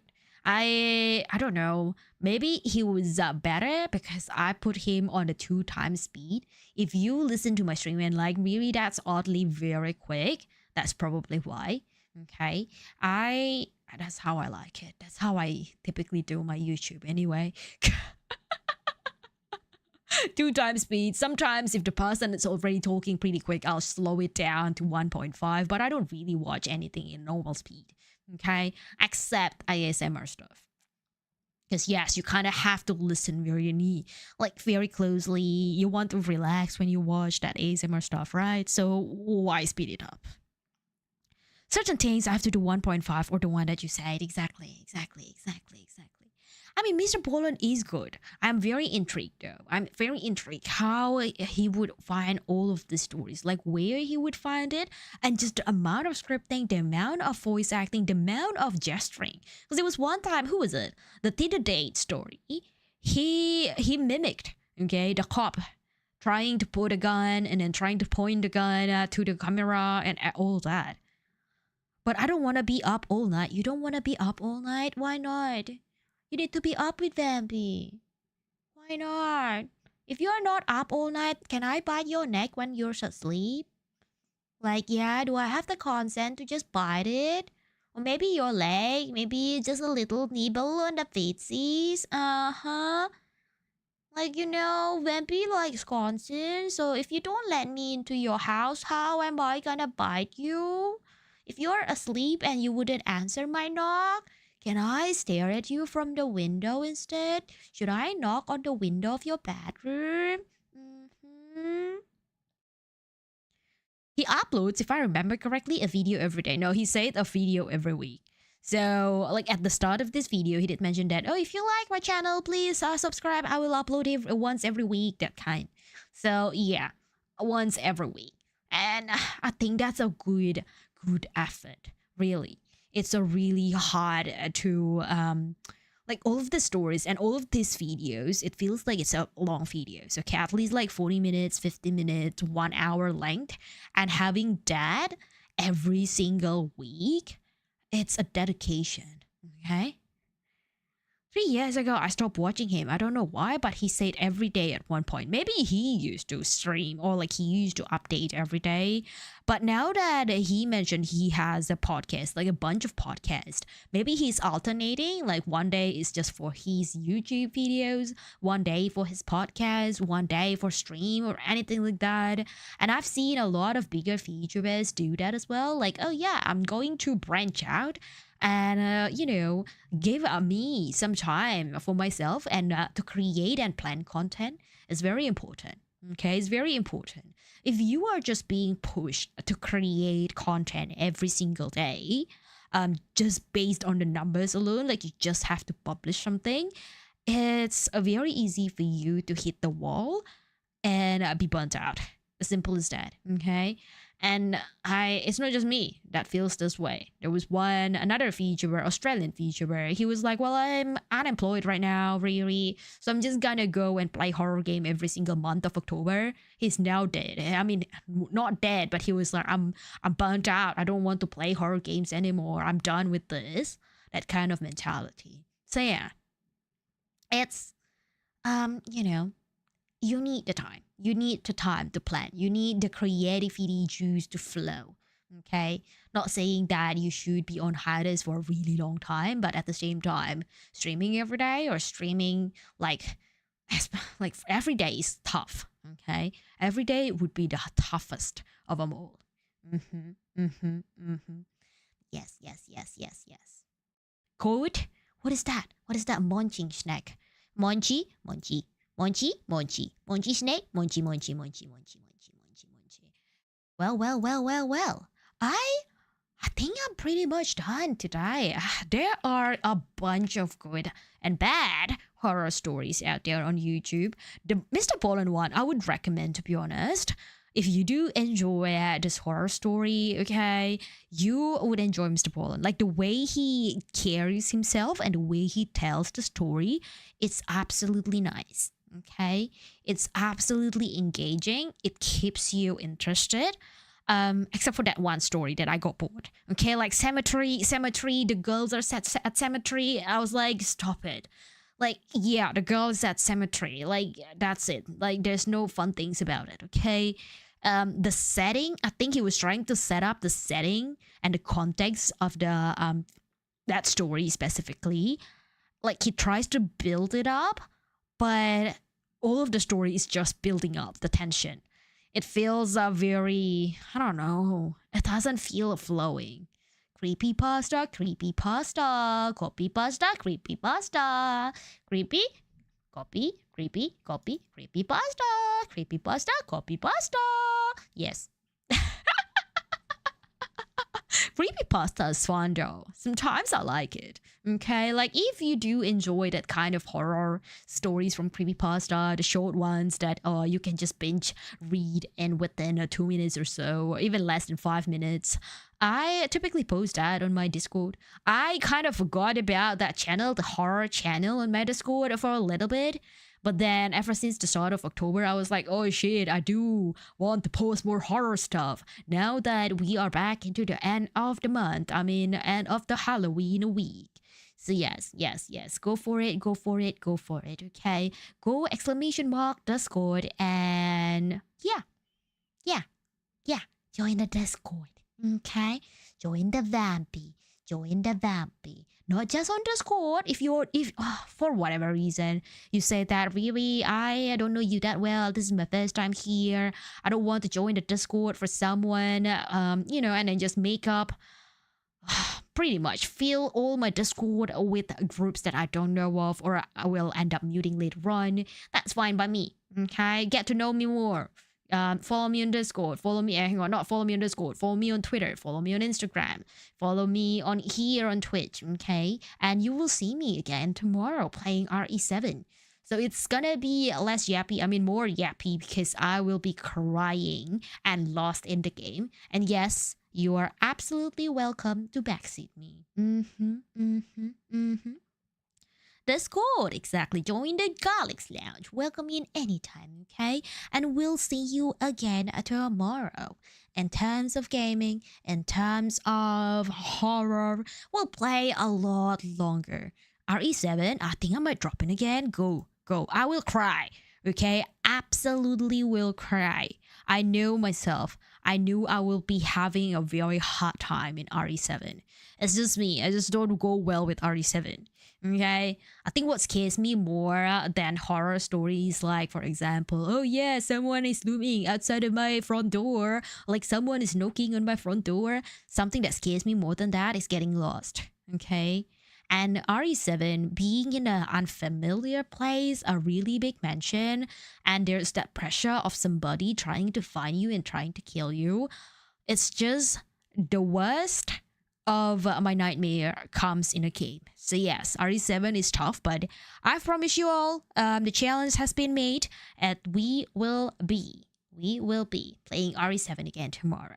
Okay, be awesome, stay awesome, eat cheesecake or a suitable cheesecake substitute. You delectable meatball. Am I a meatball?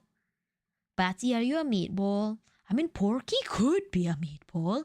He's chunky, he is brown, and he's a pork. Maybe? I'm not saying anything. Porky is just looking at me from the corner of his eyes and judging. Absolutely fucking judging.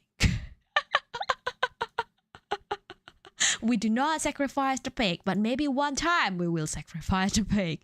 Who knows, guys? Who knows what my heart says? But let's go narrate. Okay? We will rate this person who's doing a stream anniversary donathon. Not that you have to pay anything to watch them, but we're just showing support, okay? We'll just show support. I'm not sure what's happening there. Like, I think they might be on a collab yapping. So you can listen to the yap, use the yap to kind of fall asleep, which I will probably do, okay? Take care, Riera. Thanks for the stream. Thank you. And I will see you again tomorrow with RE7, okay? See you all in the next bit. Bye-bye.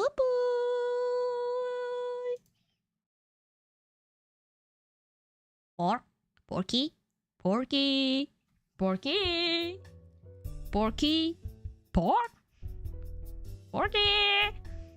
Oh, look, a Riera stream and it's gone. Well, you've caught me at the very last minute of the stream, but welcome. We'll come back, okay? Come back next day. The next day we'll be playing RE7 as per the challenge, and we'll see more and more gaming. Scary gaming. I'll play at least for 4 hours tomorrow. I'm gonna cry. I'm gonna throw tantrums. I'm gonna be very pissed off in the games because I couldn't find things. Then I will get lost and everything else in between. But you know what? See you tomorrow. Let's go narrate. Bye-bye.